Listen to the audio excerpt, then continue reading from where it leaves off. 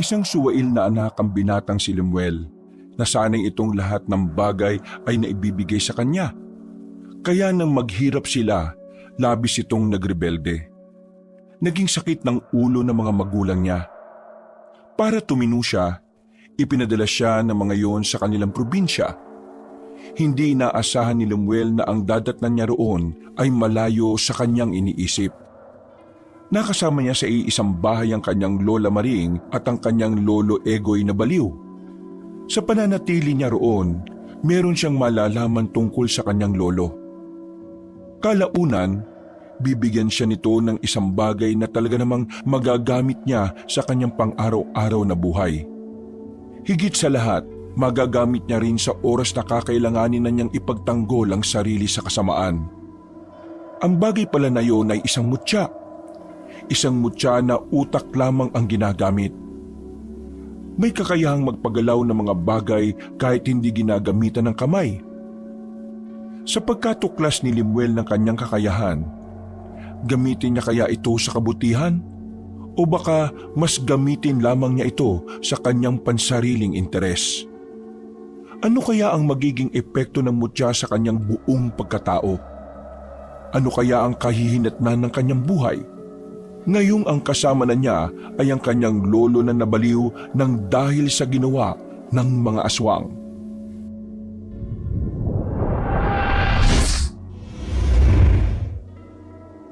Walang kwentang buhay naman talaga to. Oh. Ano na naman ba kasing ginagawa mo dito sa bahay? Manghihingi ka na naman ba ng pera kay mama? Buisit. Wala sila dito. Umalis ka na. May mga paparating akong bisita mamaya eh. Bawal matanda dito, no? Hindi ako nandito para humingi ng pera. At wag mo akong paalisin. Ang layo ng binyahe ko tapos kaganyanin mo lang ako. Eh ano ba kasing kailangan mo? Bakit nandito ka na naman? Kailangan kong makausap ang mga magulang mo. Wala nga sila rito. Hihintayin ko. Ay naku, bahala ka nga. Napakasuwail mo na anak. Ano bang nire-rebelde mo? Yang kakapusan ninyo sa buhay? Dahil ba nasanay kang nakukuha mo ang lahat ng gusto mo? Kaya nang humina ang pamilya ninyo nanibago ka ng ganyan. Ano ba pinagsasabi mo? Hindi ka ganyan noong inaalagaan pa kita nung bata ka. Ganyan kasi ang nangyayari kapag maling mga kaibigan ang sinasamahan mo. Ay naku, huwag kang nga magsalita na parang may alam ka sa buhay ko.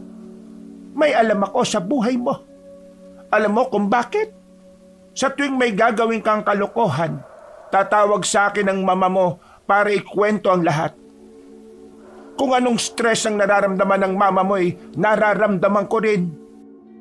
Eh ano naman ngayon? Ano naman ngayon? Gusto mong malaman kung anong napagkasunduan namin ng mama mo?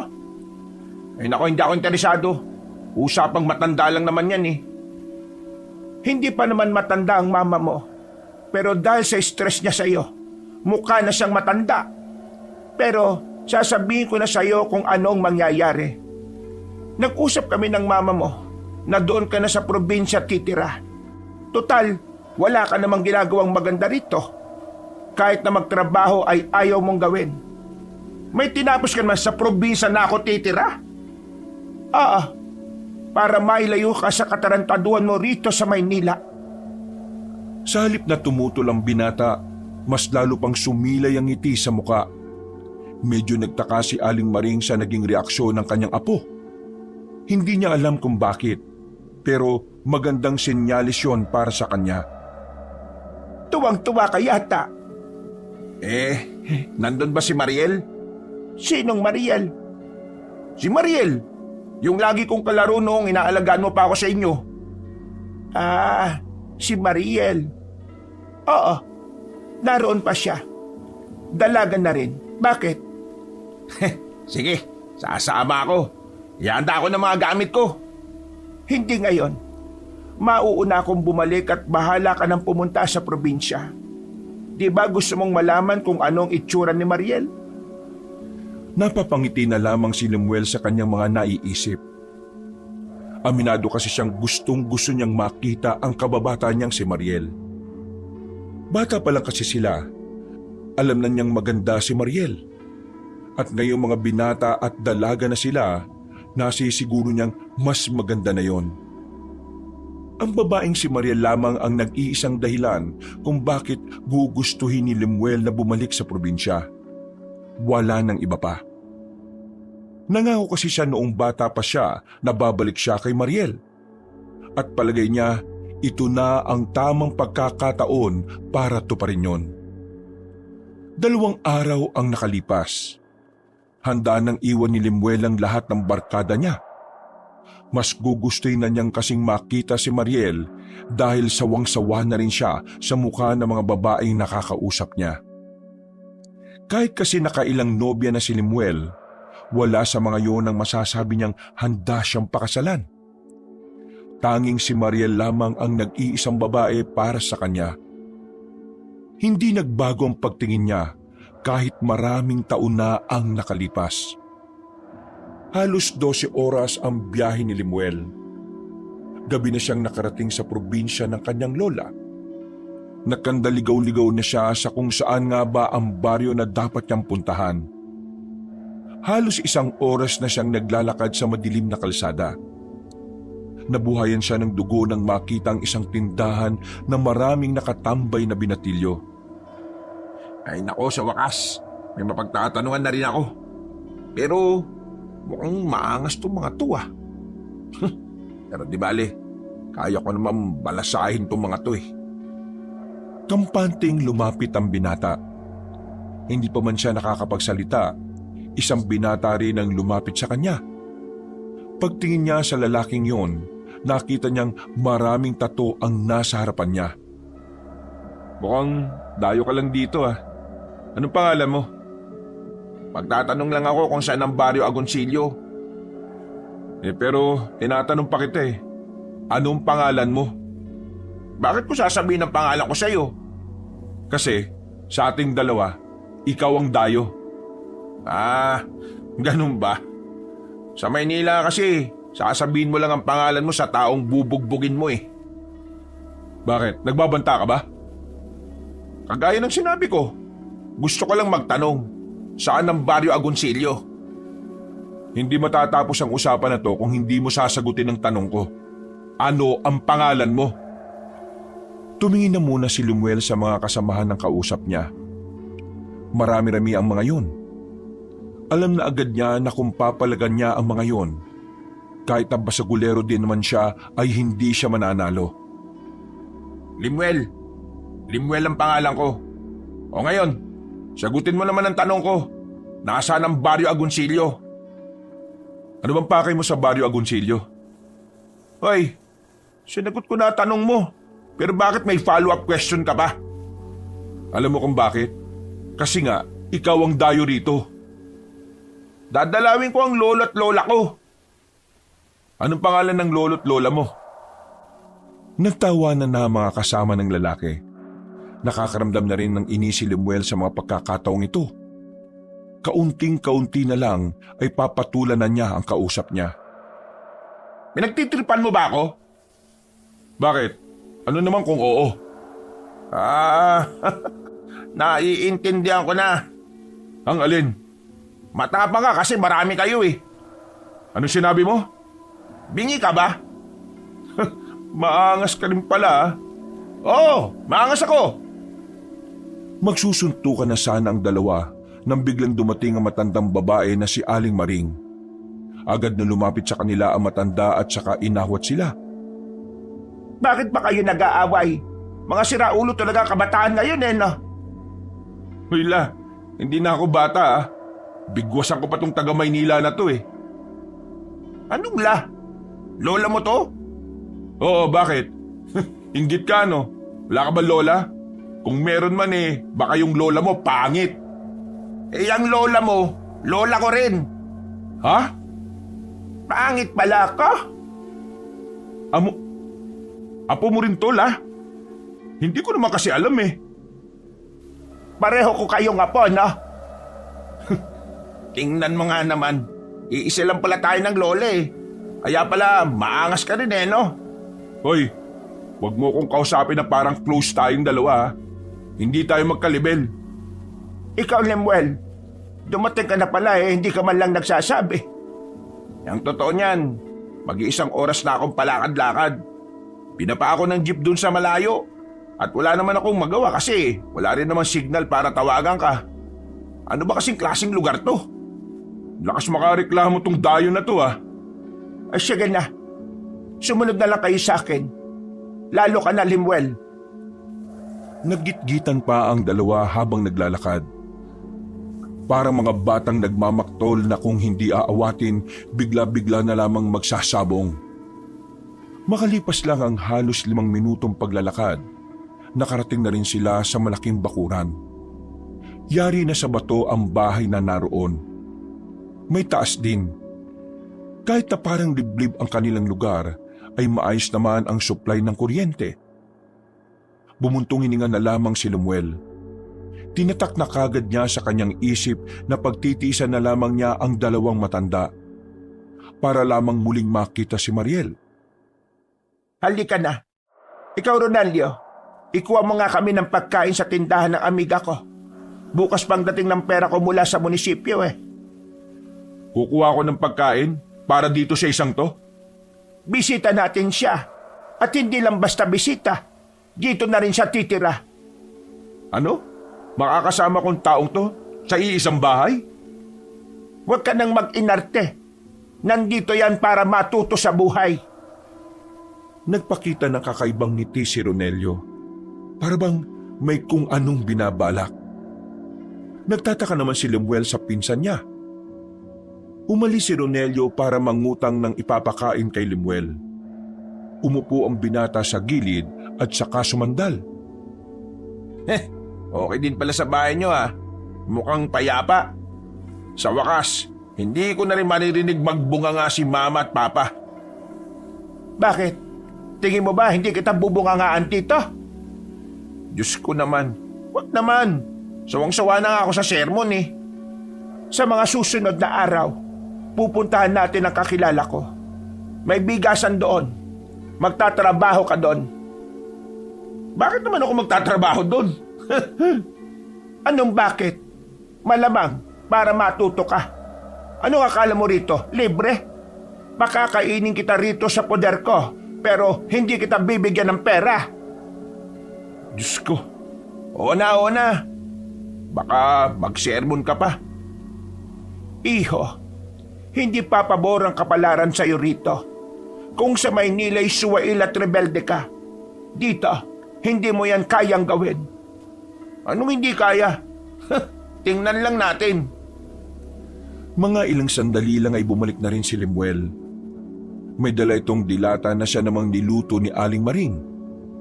Habang nasa bakuran ng kanilang lola, nilapitan ni Ronelio si Lemuel. Hoy, sa lapag ka lang matutulog ako sa papag. Huwag kang mag-inarte porke taga Maynila ka. Kahit saan ako matulog, okay lang no? Mukha kasing hindi ka ba nakakaranas ng malambot na higaan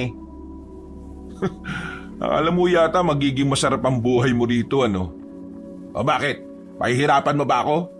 Ano ba sa tingin mo? Hoy, kayong dalawa riyan. Umayos-ayos kayo Baka magising ang lolo nyo sa lakas ng mga boses ninyo. Nasaan na nga pala si lolo natin? Gusto mo talaga makita yung taong sisira na katinuan mo? Sabi mo. Hindi na nagsalita pa si Ronelio at umakyat na lamang sa itaas.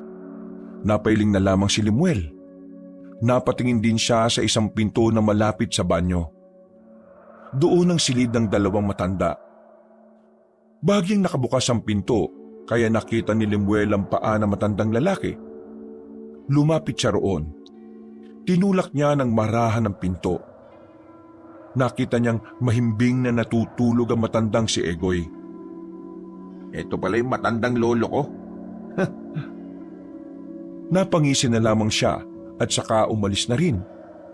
Mga ilang sandali lang ay sabay-sabay na rin silang kumain. Pagkatapos ay tumungo na rin si Lemuel sa silid nila sa itaas. Medyo malaki naman ang silid, pero maliit lang ang papag. Kaya naman talagang walang balak na makipagsiksikan si Lemuel kay Ronelio. Mas gugustuhin niya pang sasahig. kesa magkapalitan pa sila ng muka ng kanyang pinsan. Naglatag na lamang ng banig ang binata. Isang unan lang ang binigay sa kanya ni Ronelio. Hindi na lang din siya umangal para wala ng away. Gustong-gusto na rin kasi niyang matulog. Pahinga ang gusto niya at hindi ang pakikipagbangayan. Bukas ng umaga, mag-igib ka ng tubig sa drum ha. Bakit di mo gawin? Ikaw nakaisip eh. Matuto kang kumilos dito. Hindi ka prinsipe dito ah. Ay naku, manahimik ka na nga lang. Gusto ko na magpahinga no? Talagang sinusubukan mo ako ha. Sige lang. Nakaidlip na si Lemuel maya-maya lang. Pero dakong alauna ng madaling araw, hindi niya alam kung bakit parang bigla na lamang nabuhay ang diwa niya. Nagising siya sa hindi maalamang dahilan. Pagtingin niya kay Ronelio, mahimbing na itong natutulog. Malakas pa nga kung humilik. Naramdaman niyang nanunuyo ang kanyang lalamunan. Kaya naman bumangon siya para kumuha ng tubig sa baba. Pero pagdating niya sa sala, nakita niyang nakaupo na sa maalikabok na sofa ang kanyang lolo Egoy. Medyo madilim dahil patay na ang ilaw doon. Ang tanging liwanag na lamang na tumatama sa mukha ng matandang lalaki ay ang liwanag na nagmumula sa labas ng bintana. Ikaw! Ikaw nga! Ikaw nga yon! Ha? Ikaw nga! Tama! Ikaw nga! Aba, baliw ba to? Maglalaro kayo ng mga halimaw na. Ikaw ang magmamana ng liwanag at ilaw. Ikaw lang ang pwede at wala ng iba. Ano pinagsasabi nito? May sayad nga siguro to. O baka naman, lasing lang. Hindi na sana papansinin ni Lemuel ang kanyang lolo nang bigla na naman itong nagsalita. Ikaw ang suga. Ikaw ang tatalo sa mga nilalang na pilit ng hihimasok sa kapayapaan ng sanlibutan. Ikaw nga! Ikaw ang makakapuksa sa mga nilalang na kung tawagin ay aswang! Muling hinarap ni Lemuel ang matanda. Sa puntong ito ay hindi na rin siya komportable sa sinasabi ni Mang Egoy. Bakit ba hindi ka na lang matulog? Madaling araw na. Walang puwang ang pagtulog sa isip kong iniisip ang mga bagay na hindi mo maiisip kahit sa panaginip. Ano? Hindi kita maintindihan. Huwag mo na nga lang ako kausapin. Kailangan mo ang mutya, apo ka. Kailangan mo ang mutya sa iyong paglalakbay at pakikipagsapalaran sa tunay na habon ng buhay. Eh naku, bahala nga sa buhay mo. Kung ano-anong pinagsasabi mo dyan. Bumuntong hininga na lamang si Lemuel. Naglakad na lamang siya patungo sa lagayan ng tubig. Hanggang sa makainom siya, ay nakatanaw pa rin sa kanya ang lolo niya. Napapailing na lamang siya. Wala naman siyang dapat pakialam sa matanda. Pero napapaisip din kasi siya kung bakit maganoon ang takbo ng utak ng kanyang lolo. Bumalik na lamang siya sa itaas. Hindi na lang sana niya pagtutuunan ng pansin ang sinabi ng matanda, pero paggiga niya, bigla na lamang nagsalita si Ronelio. Hindi niya alam na nagising pala yun nang bumangon siya. May diferensya sa pag-iisip si Lolo Egoy. Ganitong oras, nagigising siya at tumatambay sa baba. Kaya sigurado akong kinausap ka niya, no? Baliw ba yun? Pangit pakinggan kapag baliw. Nasiraan ng bait pwede pa. Bakit? Anong nangyari sa kanya? Hindi ko rin alam. Sabi ni Lola Maring bata pa ako nang masiraan ng bait si Lolo. Pero wala siyang sinasabi kung ano ba talaga ang dahilan Kahit ang iba natin mga kamag-anak, hindi rin naman nagsasalita. Bakit hindi nyo nalang dalhin sa mental hospital? Hindi mauna ka. Tingin mo, papayag si Lola? Aba, ewan ko. Bakit ako tinatanong mo? Nandito lang naman ako para sa isang tao, no? Sino ba? Bakit kailangan mo pang malaman? Teka nga. Huwag mo nga akong kausapin na parang close tayong dalawa, Aba, sinusubukan kong pakisamahan ka kasi yun ang sabi sa akin ni Lola. Kaya huwag kang mag-inarte dyan, no? May pakialam ko. Huwag mo nga akong kausapin. Matutulog na ako. Bangunguting ka sana. Babangungutin talaga ako kung mukha mo makikita ko. Nagsaklob na lamang ng kumot ang binata at muling nakabalik na sa pagtulog. Nung mga sandaling yon, masarap ang tulog ni Lemuel kahit na medyo naninibago. Kinabukasan, maaga siyang naligo at nagbihis. Hindi na siya makapaghintay na makitang muli si Mariel. Sabik na siyang magpakilala at ipaalam na magkababata sila ng dalaga. Aba, may lakad yung palamunin ah. Palamunin ka rin naman ah. Ang pagkakaiba lang natin, wala kang lakad. Nagpaalam ka ba kay Lola? Ano ako bata? Huwag mo akong pakilaman. Ngumisi na lamang sa kanya si Ronelio. Naglakad na rin siya palabas matapos ayusin ang pagkaka-brush up ng kanyang buhok. Pinagtitinginan siya sa daan. Hindi kasi pamilyar ang mukha niya sa mga taga roon, kaya alam agad ng ibang mga tambay na taga Maynila siya. Habang naglalakad, isang lalaki ang nakasalubong niya. Hindi niya alam pero pamilyar ang lalaking yun sa kanya. Napatigil ang lalaki nang harangin niya ito at tingnan na maigi. Nakasalubong pa ang kilay ng lalaki dahil sa pagtataka. Ano bang problema mo? Gusto mo bang masaktan, ha? Hindi. Minumukhaan lang kita eh. Para kasing pamilyar ka sa akin eh. Bakit? Sino ka ba? Ako si Lemuel. Paki ko. Sandali! Ano ba? Storbo ka eh. Ikaw ba si Toto? Bakit mo alam ang pangalan ko? Sabi mo nga sa akin, ikaw ba kapatid ni Mariel? Oo, ako nga. Pero bakit mo siya kilala? Sino ka ba talaga? Ako to, si Lemuel, yung kababata ni Mariel. Nandito ko nung 9 na taong gulang pa lang ako. Nangako ko kay Mariel na kapag malaki na kami, babalikan ko siya dito at pakakasalan ko siya. Napansin ni Lemuel na tila nagbago na ang reaksyon ng mukha ni Toto nang banggitin niya ang pangalan ng kanyang kababata. Hindi niya alam kung anong problema, pero parang bigla na lang nalungkot si Toto. Ikaw ba talaga yung kababata niya? Oo nga, bumalik lang talaga ako dito para sa kanya. Kung ganun, halika, sumunod ka sa akin. Dadaling kita sa kanya. Ayos! Mukhang pasado agad ako kay Bayaw ah. Hindi na nagsalita pa si Toto. Sumunod na lang din dito si Lemuel. Pero mga ilang sandali lang ay nakaramdam ng kaba ang binata. Hindi niya maintindihan kung ano ang ginagawa nila sa sementeryo. Uy, teka. Bakit ba tayo nandito? Gusto mo siya makita, di ba? Ito na siya. Ayan. Ayan ang puntod niya. Nang mapagtanto ni Lemuel ang sinasabi ni Toto, unti-unting nanikip ang kanyang dibdib. Uminit ang kanyang mukha ng dahil sa kaba. Teka. Nagjo-joke ka ba? Hindi ako nakikipagbiruan sa'yo ha. Hindi tayo close. At saka, paano mo nagagawang magbiro ng ganito sa kapatid mo? Mahal ko ang bunsong kapatid ko. Tingin mo gagawa ko ng ganitong kalokohan kahit na alam kong patay na siya? Totoo sinasabi ko. Matagal nang wala si Mariel. 5 taon na nakakalipas. Kung matagal na siyang wala, anong kinamatay niya? Maniniwala ka ba kung sasabihin ko sa'yo? Sabihin mo na nga kasi. Gabi nun, papauwi si Mariel galing sa pinuntahan niyang debu. Pero habang naglalakad siya pa uwi, may umataking mabangis na nilalang sa kanya. Anong nilalang naman yan? Utik naman oh. Sabihin mo na kasi. Aswang.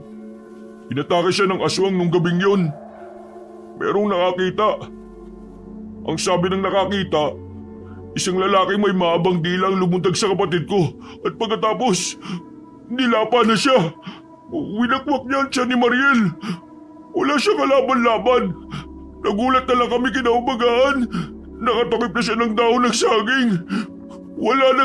Kalokohan yung sinasabi mo. Ang sabi ni Lola, buhay pa si Mariel eh. Huwag mo na siyang itago sa akin oh. Si Raulo. Nandiyan na nga siya sa puntod na yan eh. Hukayin mo kung gusto mo! Iiling-iling ang binatang si Lemuel. Hindi niya matanggap ang nalaman niya. Kaya naman, agad-agad siyang umalis sa sementeryo. Kailangan niyang makausap si Aling Maring. Kailangan niyang malaman kung ano ba talaga ang totoo. Saktong nasa bakuran nila si Aling Maring nang dumating si Lemuel. Walang sinayang na pagkakataon ng binata. Hinarap niya agad ang matandang babae. Bakit ka nagsinungaling sa akin? Ano bang pinagsasasabi mo dyan? Dahil sa paggalit at malakas na tinig ni Lemuel, napalabas na ng bahay si Ronelio. Lumapit ito sa kanila. Ay, wag mong sigawan si Lola ha. Wala kang galang ha. Huwag kang makialam dito. Wala kang alam. Abay, bastos ka talaga. Tumigil nga kayo, Lemuel. Ano ba sinasabi mo? Sinabi mo sa akin na nandito pa si Mariel. Pero ang sabi ng kuya niya, 5 taon nang patay si Mariel. Sabi mo nga sa akin kung ano ba talaga ang totoo. Umamin ka nga. Huminga ng malalim si Aling Maring bago ito nagsalitang muli. Totoo. 5 taon nang wala si Mariel. Bakit ka nagsinungaling sa akin? Niloko mo ako. Bakit mo yung ginawa sa akin? Dahil yun lang ang alam kong paraan para makapunta ka rito, Apo. Pinagmukha mo akong tanga. Alam mo ba yun? Pinaasa mo ako. Alam mo ba kung gaano kasakit sa akin na umasang makikita ko siya? Pero ang totoo matagal na palang wala si Mariel. Hindi mo man lang ba naisip kung ano mararamdaman ko? Patawarin mo ako, Apo. Patawarin? Pinaglaruan niyo ako. Ginawa niyo akong tanga. Bakit? Ito na ba ang parusa mo sa akin dahil sa mga kagaguhan na ginawa ko sa Maynila? Sino ka para parusahan ako? Lola lang kita. Hindi kita magulang. Hoy, bunganga mo. Manahimik ka. Hindi kita kinakausap. Wala kang alam dito kaya huwag kang sumabat. Binabastos mo na yung taong nag-alaga sa akin Hinawakan ni Ronelio sa kwelyo ang binatang si Lemuel. Idinikit nito sa dingding. Galit na galit si Ronelio. Nanlalaki ang mga mata nito at nanlilisik. Wala kang karapatan na mambastos dito ha. Sampid ka lang dito. Sinapak ni Ronelio si Lemuel sa muka. Susundan pa sana nito ng maraming suntok ang binata pero biglang narinig nilang nagsalita si Mang Egoy. Napatigil sila. Tinulak ni Lemuel ang kanyang pinsan at natuon ang atensyon nila sa matandang lalaki. Huwag kayong mag-away. Hindi niyo ba alam na ang lalaking yan ang magiging tagapagmana ng mutya? Egoy, magpahinga ka na nga muna sa silid natin. Sige na. Hindi niya mapipigilan ang nakatadhana sa kanya. Nakaguhit na yun sa propesiya ng mga bathala. Ikaw nga, ang apo kong galing ng Maynila. Ikaw ang magiging pag-asa ng baryong ito. Ano pinagsasabi nitong baliw na to? Sige na, Ronelio. Dali mo muna ang lolo mo sa kwarto namin. Pagdating ng kabilugan ng buwan, ang mutya ay biglang magkakaroon ng buhay. Magiging aktibo muli ang kanyang diwa. At kapag nangyari yon, ikaw na aking apo na taga-Maynila. Ikaw ang magiging liwanag sa gitna ng kadiliman. Ay nako Lo, malabo yung sinasabi nyo. Sira ulo yan Tara na nga Lo, dadali na kita sa silid nyo para makapagpahinga ka na. Naiwan na lamang si Lemuel at Aling Maring. Hindi pa rin humuhupa ang sama ng loob ng binata. Pero kahit na papaano ay kumalma na rin ito. Binigyan siya ni Aling Maring ng kape. Magkaharap na sila ngayon sa lamesa. Handa ng ikwento na matandang babae ang tunay na nangyari kay Mariel. 2 araw bago mangyari ang lahat, kinausap ako ni Mariel. Nagtaka nga ako noon kasi hindi naman kami malapit sa isa't isa. Ang alam ko lang, dati mo siyang kalaro. Ang sabi niya sa akin, isang gabi na siyang may nararamdaman na parang may sumusunod sa kanya. Kapag natutulog naman siya, pakiramdam niya merong nagmamasid sa kanya. Sinubukan niya pang humingi ng tulong sa kilalang albularyo dito sa amin noon. Pero Pati yung albularyo, napahamak. Pinatay din siya. Dahil sa nangyari, natakot si Mariel. Umalis siya ng bahay nila para sana lisanin na ang baryong ito.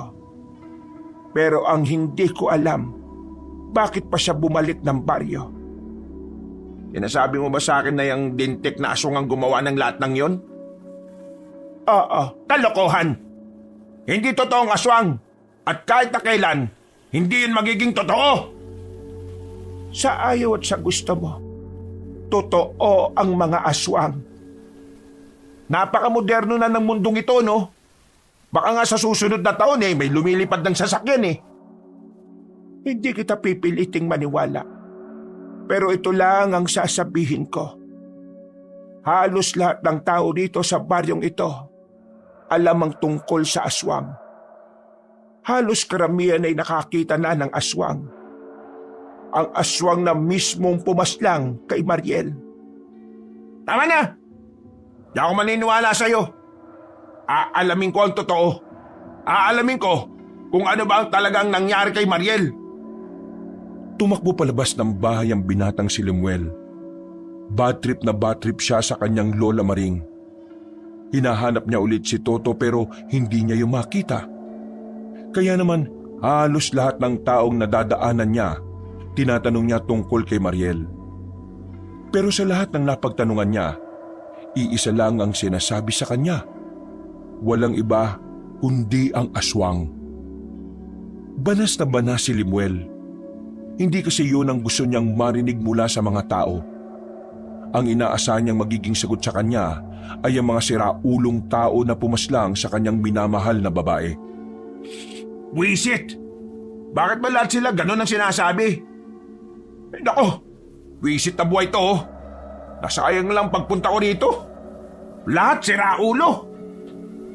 Habang nagmamaktol sa kanyang paglalakad, nakasalubong na naman niya si Toto. Muntikan pa siyang madula sa pagmamadali. Oh, ikaw na naman? Sabihin mo nga sa akin ng totoo. Sino ba talagang pumaslang kay Mariel? Sino? Bakit ba ang tigas ng bungo mo? Kasasabi ko lang kanina na aswang nga, di ba? Ipapaliwanag ko pa nga sa iyo kaso bigla ka na lang umalis. Hindi kasi ako naniniwala May ibang taong pumaslang sa kanya. Aswang nga ang pumaslang sa kanya. Nakita ng lolo namin at ng iba pang residente. O sige, sabihin na natin aswang. Pero kung nakita nila, bakit hindi man lang nila tinulungan si Mariel? Mabangis ang aswang. Natakot sila na baka pati sila madamay kung makikialam sila. Kalokohan! Hahanapin ko yung tunay na pumaslang sa kanya. Di bala ka sa buhay mo. Kung ayaw mong maniwala, buhay mo naman yan Galit na umalis si Toto. Pinagmumura pa ni Lemuel sa isipan ng kapatid ni Mariel. Hanggang sa sumapit ang gabi. Naginanakit pa rin ang kanyang kalooban. Hindi niya pa rin matanggap ang mga naririnig niya. Umuwi siya sa bahay ng kanyang lola. Wala rin naman siyang ibang mapupuntahan kundi doon lamang. Diretso lamang siyang pumasok sa loob. Ni hindi niya nga kinausap ang matandang babae na abala sa pagluluto ng kanilang makakain. Pagpasok niya ng bahay, nakasalubong niya ang kanyang lolo na may deprensya. Hinarang siya nito at kung ano-ano na naman ang sinasabi sa kanya. Ikaw, iha, igatad mo ang sarili mo. Magpakalusog ka. Ikaw ang magiging bayani ng bayong ito. Dapat, wag mo na nga akong kausapin! Lalagpasan na sana niya ang matanda pero hinuwakan siya nito sa kamay. Iritado niyang inalis ang makalyong kamay ni Mang Egoy at sinigaw nito ng malakas. Wag mo nga akong kawakan! Ikaw na lang ang pag-asa ng baryong ito. Parating na sila. Malapit na silang umatake. Naku, tumigil ka nga. Hindi ko talaga nakakaintindi. Ano ba, Lemuel? Huwag mo nga ginaganyan ng lolo mo. Alam mo, tarantado ko pero dinala mo ako rito. Tapos ngayon, aangal ka ng ganito ako. Tapos ngayon, aangal ka ng ganito ugali ko. Kasalanan mo to Kung hindi mo na lang sana sinabi na dadalin mo ako rito, hindi ko na sana naisip pa ulit si Mariel. Di na mo nangyayari sa akin ngayon. Pakiramdam ko mababaliw ako eh. Umasa ako na sana hindi totoo sinasabi ninyo. Kasalanan mo to eh. Kaya wala kang karapatang magreklamo sa akin. Oh, ano na naman ba to? Wala kang pakialam. Walang iya ka. Napupuno na ako sa'yo Visit na ako sa'yo. Biglang sinapak ni Ronelio si Lumuel sa muka. Sa lakas ng pagkakasuntok, tumaob agad ang binata. Walang nagawa si Aling Maring sa kanila. Habang si Mang Egoy naman ay patawa-tawa lang sa gilid. Walang alam sa nangyayari. Tumigil na nga kayo. Hindi la. Dapat maturuan ng leksyon tong siraulong to eh. Punong-puno na ako dito eh. Nagpakawala pa ng maraming suntok si Ronelio. Kahit sumasalag-salag pa ang binatang si Lemuel, tumatago sa braso niya ang mga suntok. Dumugo na ang nguso niya. Nakakaramdam na rin siya ng hilo nang tigilan siya ni Ronelio. Hindi mo ba alam kung sino ako sa baryong ito? Ako ang numero 1 tarantado dito. Pero dahil nagmamakaawa sa akin si Lola na huwag kang patulan, sinunod ko ang sinasabi niya. Pero iba na ngayon. Hindi ko hahayaan na babastos-bastusin mo lang si Lola. Lalong-lalo na si Lolo. Wala kang galang. Hindi mo alam na dahil sa matandang yan, kaya tayong lahat nandito sa mundo? Umalis na sa ibabaw ni Lemuel ang kanyang pinsan. Sinubukang tumayo ni Lemuel pero muntikan pa siyang matumba. Buti na lamang ay nakahawak agad siya sa pader. Bumuntong hininga na lamang si Lemuel at saka bahagyang natawa. Kaya nyo pala ako dinala rito Para araw-araw ipabugbog ako sa numero 1 tarantado ng balyong ito. Hindi. Kaya ka nandito dahil alam kong kailangan mong... Hindi! Huwag ka na magsalita! Gets ko na! Gets ko na! Maglalakad na sana palabas si Lemuel, pero bigla na lamang siyang nawala ng malay. Naramdaman na lamang niyang binubuhat na siya ni Ronelio. At paggising niya, nasa loob na sila ng pagamutan. Nasa gilid niya si Aling Maring. Sa bandang pintuan naman, nakasandal doon ang pinsan niyang si Ronelio. Nasaan ako? Nandito ka sa ospital sa bayan. Ang sabi ng doktor, wala naman daw seryosong galo sa mukha mo. Pumutok lang ang labi mo. Tapos, kaya ka nawala ng malay dahil kulang na kulang ka na sa kinakain. Di ba, yung taong yan ang bumugbog sa akin? Bakit yan nandito? Siya ang nagdala sa iyo rito. Hindi naman kasi kita kayang bitbitin. Ngumisi na lamang si Lemuel. Galit pa rin siya kay Ronelio. Binabangungot ka ba kanina? Naririnig ka kasi naming parang umuungol. Sa tanong na yun ng kanyang lola, may naalala siyang isang senaryo. Nabalikan niya sa isip ang isang nakakatakot na nilalang na humahabol sa kanya. Isang aswang. Yun ang natatandaan niyang pangalan na naririnig niyang sinisigaw ng isang babae. Wala. Hindi ako binabangungot. Pwede na ba akong umuwi? Gusto ko na muna matulog. Ang sabi ng doktor, pwede na naman na. Agad-agad na tumayo si Lemuel at bago ito lumabas ng pintuan, tumingin pa ito ng masama kay Ronelio. Hintayin mo kami. Wala ka na rin namang masasakyan papunta sa atin. Ronelio, tawagan mo nga si Toto kung pwedeng sunduin niya tayo rito gamit ang tricycle niya. Agad din namang sumunod si Ronelio. Binanggapan ito ng bahagya si Lemuel nang lumabas ng pinto. Anong oras na ba? Mag-aalas 12 na ng gabi. Ganun ako kahaba nakatulog? Oo. Akala ko nga may masamang mangyayari sa iyo. Pero sabi ng doktor wala naman. Maging sila hindi rin alam kung bakit ang haba mong nakatulog. Hindi na lamang pinansin ni Lemuel ang sinabi ng matanda. Naglakad na lang din siya sa pasilyo. Merong nakabanggaan si Lemuel na isang babae. May itsura ang babae. Maganda at sexy. Mukhang maamo ang mukha. Pero kahit na ganon, wala siyang pakialam. Dahil hanggang sa mga sandaling yon, si Mariel ang nasa puso niya. Bulag ka ba? O sinasadya mo lang na mapadikit sa akin? Pasensya na po. Hindi ko po sinasadya. Napatingin si Lemuel sa hawak-hawak ng dalaga. Nakita niya kasing may tumutulong parang likido na malabo mula sa plastik. Agad namang itinago ng babae yon sa kanyang likuran. Sa susunod matuto kang tumingin. Pasalamat ka, babae ka. Baka binangga pa kita ng malakas kung lalaki ka. Pasensya na po talaga. Umalis ka na nga sa harapan ko. Baka di kita matansya. Nagmamadaling umalis ang babae. Tila ba natakot yun sa mga sinabi ng binatang si Lemuel. Hindi ka dapat ganon makipag-usap sa babae. Hindi ako mabait sa mga tatanga-tanga, no? Pasensya na. Nang makarating na sila sa labas ng ospital, sakto namang dumating na rin ang tricycle na minamaneho ni Toto, ang kapatid ni Mariel. Sa likod si Lemuel sumakay para kahit na papaano ay makausap niya si Toto. Pero hindi na siya pinapansin noon habang nasa biyahe sila.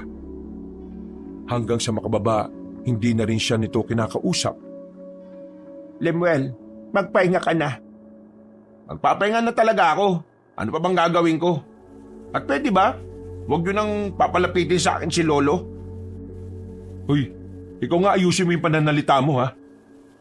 Huwag mo akong kausapin. Hindi pa tayo tapos. Tandaan mo yan. Nakikiusap ako sa inyo. Tama na. Hindi na nagsalita si Lemuel. Naglakad na lamang siya paakyat ng hagdanan at saka agad na inihiga ang sarili. Masakit pa ang labi niya nang hawakan niya yon. Dahil doon ay mas lalo siyang nakaramdam ng inis sa kanyang pinsan. Sinabi niya sa kanyang sarili na hindi siya papayag na hindi siya makakaganti. Pero higit sa lahat, mas natuon ang atensyon niya sa aswang. Hindi niya kasi maintindihan ang sarili niya. Mula kasi nang managinip siya, para bang may kung anong parte ng utak niya ang bumukas. Para intindihin ang mga bagay-bagay na may kinalaman sa mga aswang. Nakakasar naman ang buhay to. Ang gusto ko lang naman, malaman kung sino ba talaga yung pumatay kay Mariel. Pero, bakit litaw ng litaw yung aswang na to sa utak ko? Niyakap na lamang niya ang unan. Nakalimutan niyang sa lapag nga pala siya matutulog. Pero dahil masakit ang mukha niya, lalo na ang kanyang labi, wala na siyang pakialam kung magalit pa ang kanyang pinsan. Maimbing na natulog si Lemuel. Malamig ang simoy ng hangin na nanggagaling sa labas ng bintana. Dahilan para makaramdam ng lamig ang binata sa kasagsagan ng kanyang pagtulog. Dakong 3:00 na ng madaling araw, muli na naman siyang nagising dahil sa masamang panaginip. Nakita niya si Mariel sa panaginip niya na nilalapa ng aswang. Hingal na hingal ang binata. Nagising din si Ronelio na nakahiga sa sahig. Ano bang problema mo? Bakit ka ba nagsisigaw? Napansin ni Ronelio na parang nahihirapang huminga si Lemuel. Kaya naman nakuha na agad ng binata kung ano ang nangyayari. Binabangungot ka na naman siguro, no?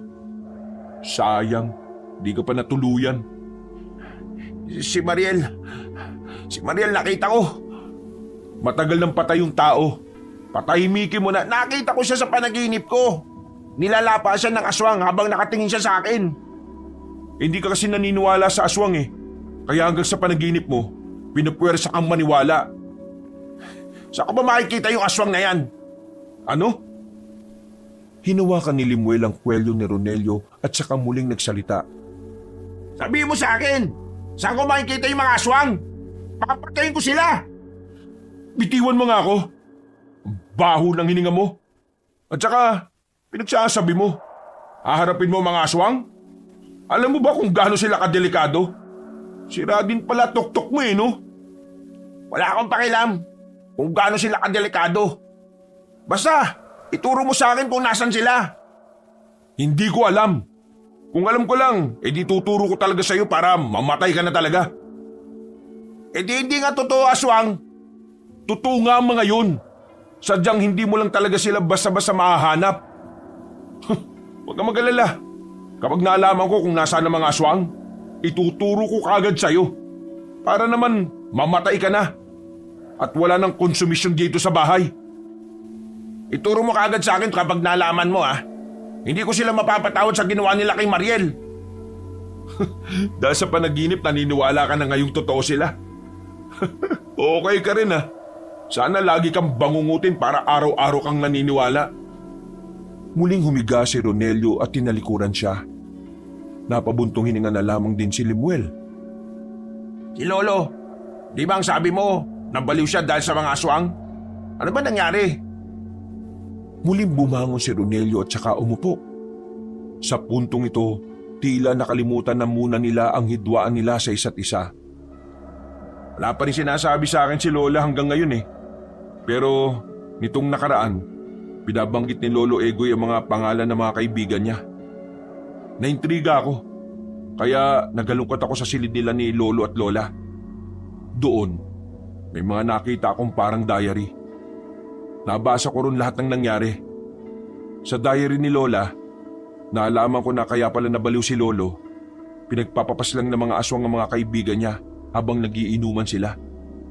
Si Lolo lang ang nakaligtas, pero 50-50 siya noon. Na makarecover si Lolo, nawala sa sarili. Nalaman ko rin na bago mangyari yon, ito palang si Lolo may pinasok na samahan. Mga antingero daw. Mga gumagamit ng anting-anting at mutya. Si Lolo, meron siyang nakuhang malakas na mutya. Hindi ko alam kung para saan. Yung mutya na yon, yun yung hinahanap ng mga aswang. Naalaman yatang nasa kanya kaya lagi siyang hinahunting nun. Ngayon, wala nang pakialam ang mga aswang sa kanya kasi wala na nga siya sa katinuan, di ba? Nakinig lang si Limuel sa mga sinasabi ng kanyang pinsan. At sa unang pagkakataon, tila ba nagkaroon sila ng maayos na pag-uusap. Sa puntong yun, para bang napagtanto ng binata na maayos din naman pala si Ronelio. Sa isip-isip niya, baka siya lang din naman talaga ang problema. Naisip niya rin na kailangan niyang makisama. Nang sa ganun, mas mapadali ang hustisya para sa pinakamamahal niyang babae.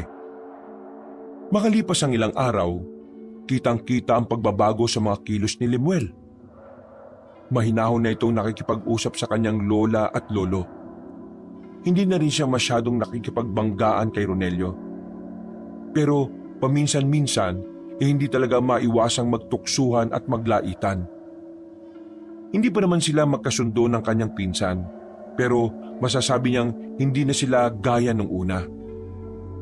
Apo, Limuel, kumusta naman ang unang araw mo sa pagbubuhat sa bigasan? Napagod ka ba? Eto naman, siyempre lang napagod ako. Di naman ako sanay sa mga ganong trabaho eh. Pero siyempre, pipilitin ko. Para naman, hindi na puro negatibo ang isinusumbong mo kila mama.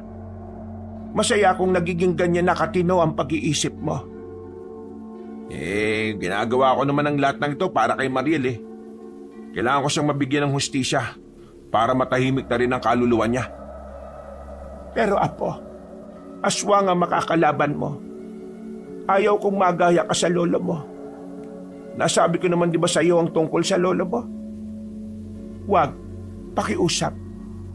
Huwag ka nang gumaya sa kanya.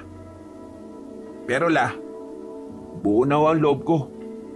Tingin ko, kaya rin ako narito para kay Mariel eh. Mas may malalim pang dahilan kung bakit kailangan mong kalabanin ng mga aswang. Napalingon na maglola nang pumasok si Toto at Ronelio sa bahay. Nagsalubong naman agad ang kilay ni Limuel. Hindi niya kasi maintindihan kung bakit bigla na lamang lumilitaw ang tinatawag niyang bayaw. Bubuo kami ng samahan na lalaban sa mga aswang. Sumali ka. Lola, nakatanggap kami ng usap-usapan mula sa kabilang baryo. Yung mga aswang daw, papaslangin lahat ng pamilyang may kinalaman sa dating samahan ng mga antingero. Alam mo naman na halos karamihan sa mga nakatira dito, ang mga lolo o lola nila ay mga antingero. Gagawin nila yon para wala na magpatuloy ng nasimulan ng mga antingero nun. Pero, delikado ang gagawin ninyo. Mas delikado kung wala tayong gagawin. Sige, sasali ako. Limuel, alam kong gustong-gusto mong makalaban ng mga aswang dahil sa kapatid ko. Pero gusto ko lang din ipaalala sa'yo na mas magandang mas isipin mo ang kapakanan ng mas nakakarami. Huwag mo nga akong diktahan kung kanino ko gustong iali ang pakikipaglaban ko, ha? Basta sasali ako sa inyo. Lalaban ako sa mga aswang at pakapatayin ko yung mga aswang na yan. Hayaan mo na siya, Toto. Ang mahalaga may pandagdag tayo sa mga miyembro. Isasali ko rin yung tropa ko. Diyos ko, kinakabahan ako sa mga ginagawa ninyo. Lola, Tingin ko dapat sabihin nyo na kay Limuel yung tungkol sa mutya. Nagbagong reaksyon ng mukha ni Aling Maring sa sinabing yon ni Ronelio. Tila ba hindi to handa? Mahalata sa mukha nito ang pagdadalawang isip. ano ba yung tungkol sa mutya na yan? Sige, sasabihin ko na rin. Total, eto naman ang madalas na banggitin ni Egoy. Huminga na muna ng malalim si Aling Maring. Naupo ito sa gilid. Noong may makuhang mutya ang lolo mo, ay lagi na siyang sinusundan ng mga aswang. Yun ang dahilan kung bakit ayaw kong sa iyo mapunta ang mutya na sinasabi ninyo. Mula nang mawala sa sarili si Egoy, binibigkas niya palagi ang pangalang Limlim. Akala ko nung una, wala lang. Pero noong tumagal, nabanggit na ng buo ang pangalan mo. Limuel. At ayon sa lola mo, isa sa mga kamag-anak natin ang makakagamit ng mutya. At ikaw nga yon. Ha? Bakit ako nasa Maynila naman ako? Pwede naman tong si Ronelio. Total, nandito naman siya. Nababanggit ng lolo mo na ang huling apo niya raw ang makakagamit ng mutya. Yun daw ang nakasaad sa propesiya ng mga bathala. Kaya naman, yun din ang isa sa mga dahilan kung bakit kita pinapunta rito. Para kahit bago man lang mawala ang lolo Egoy mo, makita ka niya at mabigay niya na ang mutya sa iyo. Bago mamatay? Bakit? May sakit ba siya? Wala siyang sakit, pero may mga itim na salamangka na unti-unting nagpapahina sa katawan niya. Nung araw kasi, sa pagkakabasa ko sa diary ni Lola Maring, ginamit ni Lolo Egoy ang pinagbabawal na ritual. Naglalaman kasi yun ng mga itim na salamangka. Pero noong mga panahon kasi na yon, yun na lang din ang tanging paraan para maprotektahan niya ang mga anak niya. Ang mga magulang natin, ayon pa sa pagkakaintindi ko, dahil nga delikado, ang nagbayad naman ang kalusugan niya. Hindi namin namalayan na kaya pala unti-unting nangangayayat si Lolo ay hindi dahil sa katandaan, kundi dahil yon sa itim na mahika na kumakain sa katawan niya. Matagal nang kinakain ng itim na mahika ang katawan ng lolo ninyo. Dahil ilang taon na rin nang nakakalipas. Hindi na rin kakayanin ni Egoy ang negatibong kapangyarihan ng itim na mahika. Hindi ko alam kung paano gagamitin yung mutya na yan. Kahit kami rin naman hindi namin alam. Matagal na kasing wala sa samahan ng lolo mo. At saka ko lang din naman nalaman na naging miyembro siya ng mga antingero at manunugis. Kaya naman, wala siyang nasabi sa akin na kahit na ano tungkol sa paggamit ng mutya noong matino pa siya. Ay naku, bahala na. Dalhin niyo na lang ako sa kanya. Pumunta sila sa silid ni Mang Egoy. Naabutan nila ang matanda na hawak-hawak na ang puting bato na halos kasing laki na ng piso. Tumingin sa kanila ang matanda at humiti ng malapad. Para itong batang masaya. Pero nakikita ni Limuel sa mata ng kanyang lolo ang pananabik. Egoy, mahal, narito na ang apo mong si Limuel. Gusto ko niyang makausap. Limuel, halika, laro tayo. Ako aswang, ikaw tagapangalaga ng mutya. Sakyan mo na lang. Ha? Oh, sige. Ayun na itong mutya. Kapag ginamit mo yan, magiging Superman ka. Alam mo ang Superman? Ikaw yung may kapangyarihan. Kaso, ibang Superman ka. Hindi ka lilipad. Okay, sige. Bigyan mo na sa akin ang mutya. Tapos, turo mo sa akin kung paano ko gagamitin yan.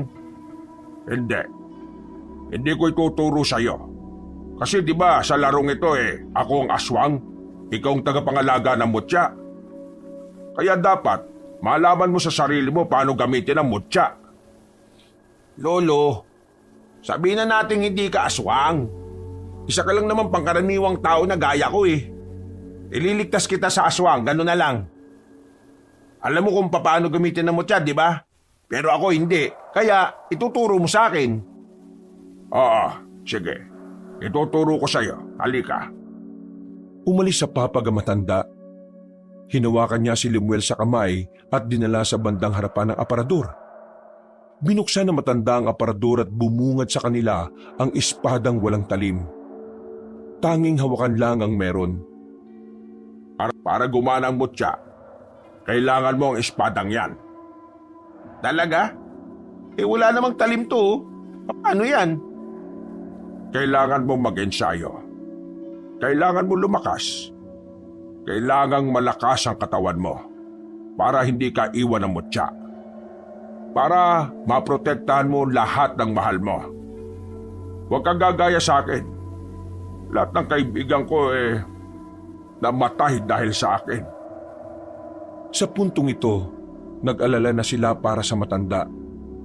Bigla na namang naiyak ang matanda na para bang isang bata. Lalapitan sana ito ni Aling Maring pero sinenyasan lamang siya ni Lemuel. Lolo Egoy, alam mo ba na dahil sa'yo, pwede mo mabigyan ng hustisya ang pagkawala ng mga kaibigan mo? At ganun din sa akin. Pwede ko rin mabigyan ng hustisya ang pagkawala ng babaeng pinakamamahal ko. Kaya naman, kailangan natin magtulungan, Lolo.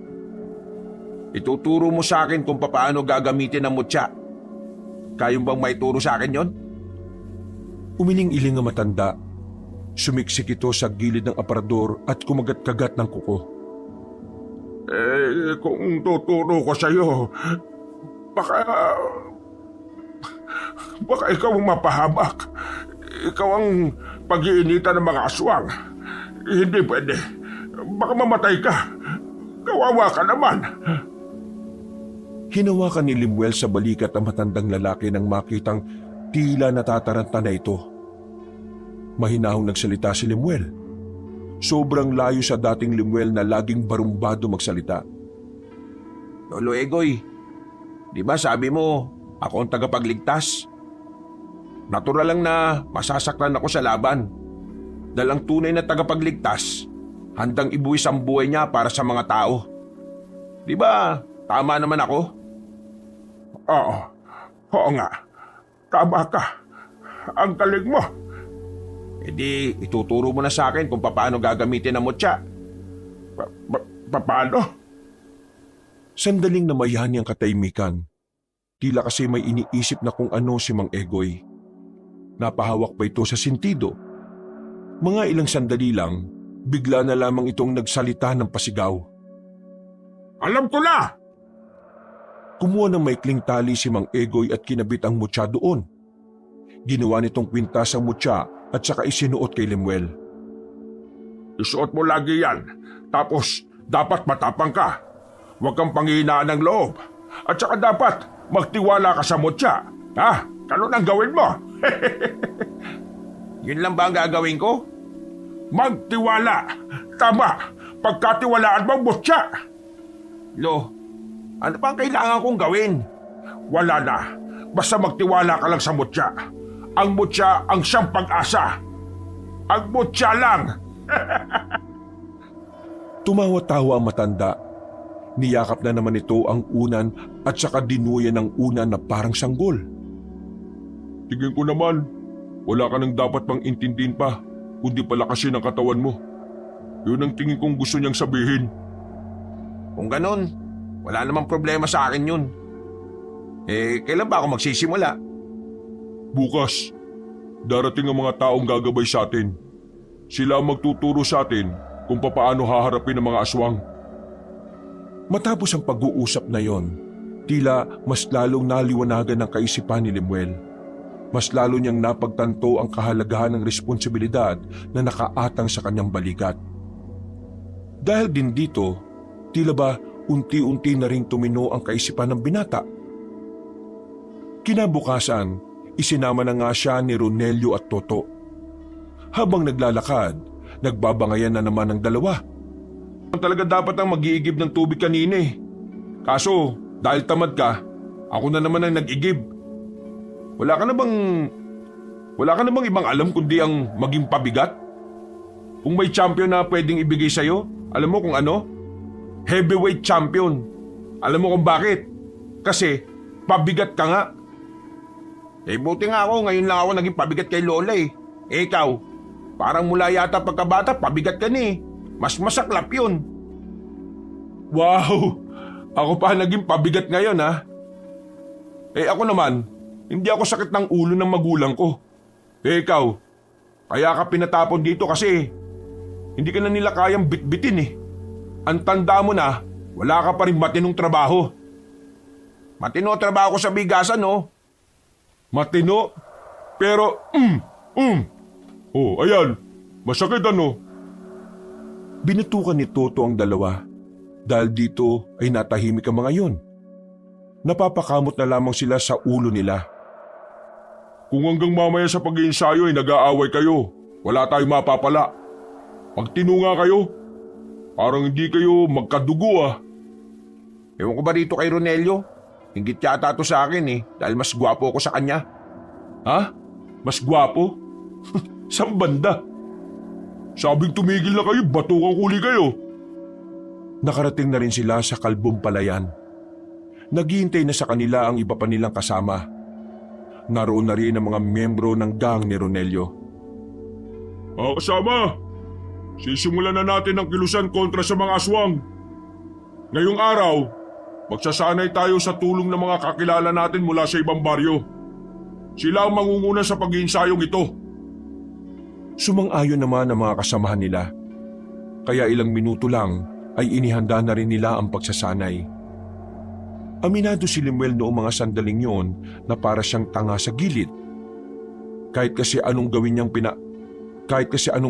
panonood, hindi niya makuha-kuha ang mga tinuturo sa kanila. Interesado naman siya, pero sadyang mahina ang utak niya pagdating sa pagkakabisado. Konsumido na sa kanya si Toto. Nakakailang oras na kasi sila, pero hanggang sa mga sandaling yon, nasa pinakaumpisa pa lang si Lemuel. Uy, hindi porke may mutya ka. Hindi mo seseryosohin itong pagsasanay natin ha? Bakit? Tingin mo ba sasama ako dito kung hindi ako seryoso? Ba't di ka makasunod? Ano ba problema mo? Hindi ko alam. Kahit na anong gawin kong pag-aaral hindi ko pa rin matandaan kung paano eh. Mapag-iiwanan ka kung ganyan ka. Kahit may mutya ka, kung wala kang alam sa pakikipaglaban, abay mahirapan ka pa rin. At kapag biglang nawala sa iyo mutya, isa ka nalang disenyo sa gilid na naghihintay na lang na kamatayan. Kaya nga mas mainam na dapat malaman mo kahit kaunti. Napakadali lang, Lemuel. Sundan mo lang yung mga tinuturo nila. Tingin ko, hindi talaga ako para sa mga ganito. Ha? Anong tingin mo sa sarili mo, genius? Bakit? Minamalit mo ba ako? Hindi naman sa minamalit kita. Alam mo kung bakit ka nagkakaganyan? Kasi hindi mo talaga alam kung bakit mo ginagawa ang lahat ng ito. Kasi pansarili lang ang rason mo kaya ka nandito. Yun ay para mabigyan ng hustisya si Mariel. Bakit? Hindi ba ganun din naman ang gusto mo? Oo. Gusto ko rin mabigyan ng hustisya para sa... Gusto ko rin mabigay ang hustisya para sa kapatid ko. Pero gusto ko rin namang mailigtas sa mga pamilyang nanganganib. Alam ko na kapag nangyari yun, mas matutuwa si Mariel kung nasaan man siya. O sige na, umalis ka na muna rito. Kami na muna mag-iensayo. Bumalik ka na lang kapag maliwanag na sa iyo yung mga bagay-bagay. Nagmamadaling naglakad si Lemuel palayo, ni hindi na siya lumingon ulit. Bumalik na lamang siya sa bahay ng kanyang lola. Pero wala roon si Aling Maring. Ang naabutan niya lamang doon ay ang kanyang lolo Egoy. Nakita niyang nasa sala ito. Tulala, may hawak na larawan. Nang pasimple siyang lumapit para silipin, nakita niya ang nasa larawan. Tingin niya, mga kaibigan niyo ni Mang Egoy na napatay ng mga aswang.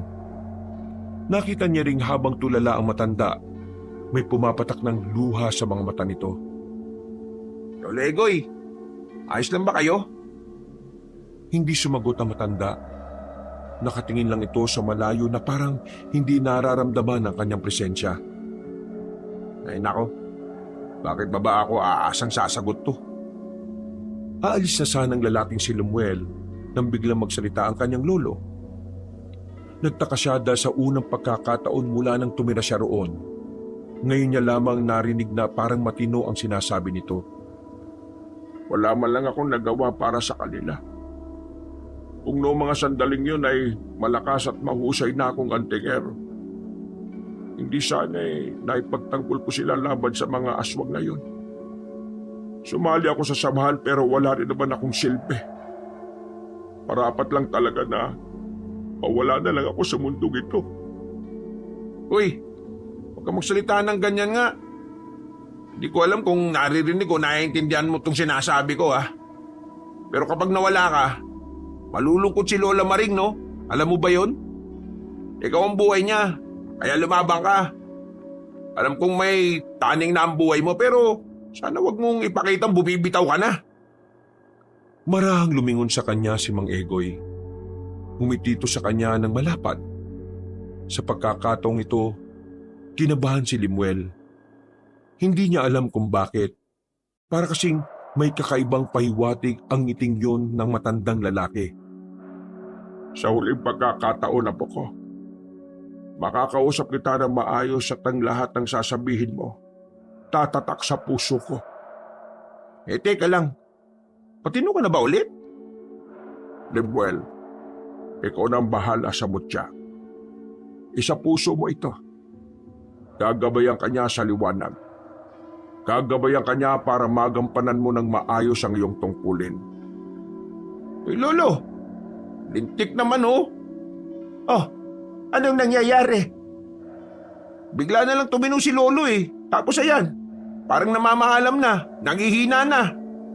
Egoy, mahal ko, naririnig mo ba ako?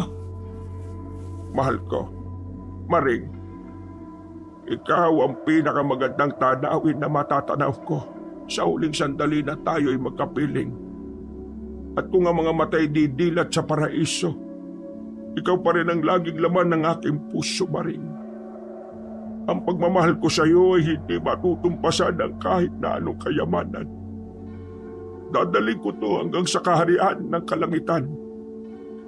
Mahal ko, kung gusto mo nang magpahinga, hindi na kita pipigilan. Maraming salamat sa maraming taon na nakasama kita. Hindi kita makakalimutan kahit na kailan. Ikaw pa rin ang ititibok ng puso ko hanggang sa huli. Hinaplos ni Aling Maring ang pisngi ng matandang lalaki. Ngumiti naman si Mang Egoy. At kalaunan, tuluyan na nga itong pumikit. Naiyak na lamang si Aling Maring. Maging si Lemuel na dating matigas ang puso, na malaya na lamang niyang tumutulo na rin ang kanyang luha. Putik, naiyak na rin tuloy ako Maluwag namang natanggap ni Aling Maring ang pagkawala ng kanyang asawa. Maging ang mga kamag-anakan nila ay ganun din ang naramdaman. Kinabukasan lang din na iburol na ang matandang si Egoy. At dahil nga sa banta ng mga aswang, 2 araw lang ay inilibing na kagad si Mang Egoy. Ngayon, nakaharap sila sa libingan ng matanda, nakakasimento lang ng lapida. Magkakatabi ang maglolola. Naalala ko noon, ang sabi ni lolo ninyo bago siya mawala. Gusto niyang bumalik ang katinuan niya. Sisikapin niyang matandaan ng huling mga sandali niya sa mundong ito na kasama tayo. At yun nga ang ginawa niya. Ngayon pa lang, namimiss ko na si Lolo. Tahimik lang si Limuel noong mga sandaling yon, habang pinagmamasdan niya ang lapida. Dito na nabuhay ang bagong pananaw sa kanyang utak. Ronelio, tingin ko, alam ko na ang pinakadahilan kung bakit ko gustong labanan ng mga aswang. Nagkatinginan si Ronelio at Aling Maring. Pagkatapos ng senaryo sa sementeryo, agad na tinungo ni Limuel at Ronelio si Toto. Oh, bakit sumama ka pa? Walang kasama si Lola sa bahay. Si Lola Maring ang nagsabi sa akin na sumama sa'yo. Bahala ka nga. Tumigil sila sa tapat ng bahay nila Toto. Naalala na naman ni Limuel ang dalagang si Mariel. Sa bakuran kasi na yon ay madalas silang maglaro ng kababata niya. Oh, bakit nandito kayo? Kalilibing lang ni Mang Egoy ah. May sasabihin sa'yo itong pinsang kuntok mo, li. Uy, ano ba yun? Alam ko na kung bakit ko gustong lumaban sa mga aswang. Ang dahilan, ayaw ko nang may mga taong gaya ni Lolo na umiiyak sa pagkawala ng mga mahal nila sa buhay. Ayaw ko nang may makaramdam ng naramdaman ni Lolo Egoy. Ayaw ko nang mas maraming mapahamak na gaya ng dinanas sa mga biktima ng mga aswang. Kaya ngayon, Toto, isama mo ko ulit. Magsisikap na ako. Gagawin ko ang lahat ng makakaya ko. Hindi na nagpatumpik-tumpik pa ang mga binata. Dali-dali na nilang isinagawa ang pagsasanay kasama si Limuel. At sa puntong ito, kahit na papaano ay nagagawa na rin ni Limuel ang makipagsabayan sa pagsasanay. Natapos ang araw na iyon na merong natutunan si Limuel. Gumaan ang kanyang pakiramdam. Dahil pakiramdam niya, unti-unti na siyang nagkakaroon ng pakinabang sa lahat. Sama ka ba mamaya? Nasama saan? Kukunin ko lang yung kanin na binayaran ni Lola. Medyo marami kasi yun eh. Kaya ko naman pero mas mabilis kung kasama kita. Di sige. Wow, himala ah. Hindi ka yata nagmamatigas ngayon. Pwede naman kasi tayo magkasundo eh. Naisip ko lang. Aba, gumagana na pala ang isip mo ngayon ah. Basta iwasan mo lang yung ganyang mga salita kasi dyan ako napipikon eh. Di sige. Matapos ang kanilang pagsasanay, ay dumiretso na ang magpinsan sa karnihan. Sa kabilang baryo pa yung kaya medyo malayo-layo ang kanilang nilakad. Habang tinatahak nila ang gilid ng daan, nakasabay nila ang isang babae. Pamilyarang babae kay Limuel. Kung hindi siya nagkakamali, ang babaeng yon ay ang babaeng nakabanggaan niya noong nakaraan. Mga kuya, pwede niyo po ba akong tulungan? Tumigil sila sa paglalakad para kausapin ang dalaga. Dahil hindi talaga trip ni Limuel na kausapin ang dalagang yon, si Ronelio na lamang ang nagsalita. Bakit? May problema ba? Bago lang din kasi ako dito. Tatanong ko lang, saan ba ang daan papunta sa baryo Magiliw? Taga roon kasi ako eh. Naligaw ako kasi may binayaran lang akong utang dito. Baryo Magiliw ba ka mo? Di sumabay ka na lang sa amin. Doon kami papunta eh. Pwede ba yon? Hindi naman ba nakakaya sa inyo? Lalo na sa kasama mo? Ay nako, wag mo siyang isipin. Ganyan talaga yan. Sumabay na sa kanila ang dalaga. Sa kalagitnaan ng kanilang paglalakad, may nararamdamang kakaiba si Limuel sa kanyang mutya. Tila umiinit ang bato sa kwintas niya. Hindi niya alam kung bakit. Bigla lang yun uminit nang makasama na nila ang babaeng si Linda. Linda nga pala ang pangalan ko. Kayo? Ako si Ronelio. Ito naman ang pinsan ko, si Limuel. Magpinsan pala kayo. Kaya pala magkamukha kayo. Magkamuka? Nako, layo ah. Maraming salamat talaga at tinulungan niyo ako. Hindi ko na kasi talaga alam ang daan pabalik eh. Wala na rin namang dumadaan na sasakyan o tricycle para maghatid sa akin. Pasensya na talaga sa abala. Wala naman yun. Siyempre, gentleman naman kami. Hindi naman namin matitiis na pabayaan ka na lang na naglalakad mag-isa. Biglang tumigil si Lemuel. Nagtaka naman ng dalawa. Tumingin ng diretso si Lemuel sa babae. Hinuwakan niyang dalaga sa kamay. Sandali, anong ginagawa mo, kuya? Uy, Lemuel, nababastos mo na siya.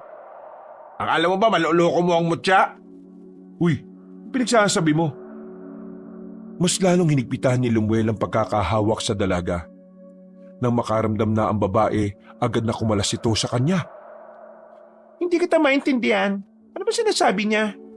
Wala naman akong ginagawang masama ah. Wala pa. Pero mamaya meron na. Lemuel, magsabi ka nga. May galit ka ba rito noon pa? Matagal na ba kayo magkakilala? Sa hindi malamang dahilan, naramdaman ni Lemuel ang kapangyarihan ng mutya.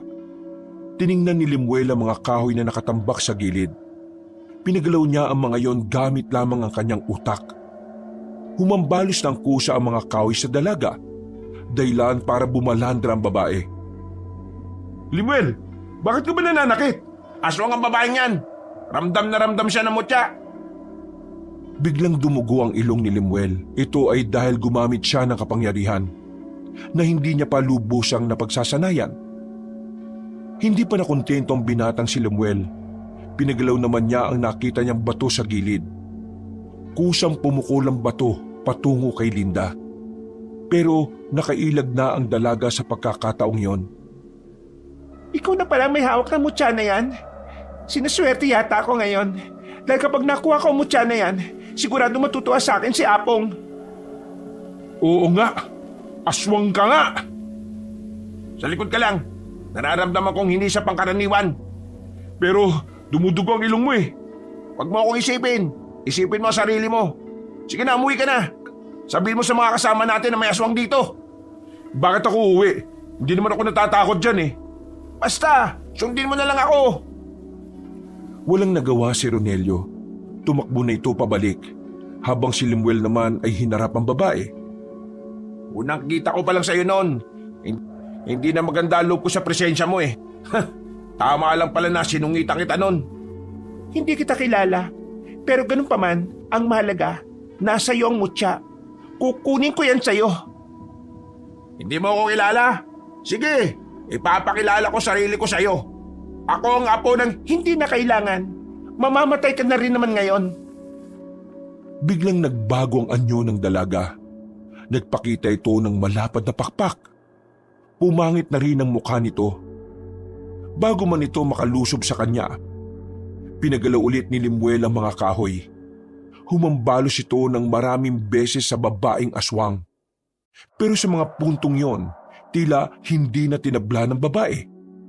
Kaya naman nakaramdam ng pagkataranta ang binata. Hinugutan niya ang kanyang espada. Bumuntong hininga siya at pilit nilakasan ang loob. Hindi nagagana sa akin ang ginawa mo nung una.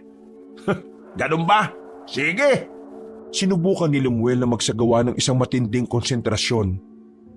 Pero hindi pa man siya nakakatapos, umatake na agad ang babaeng aswang. Nahawakan siya nito sa liig.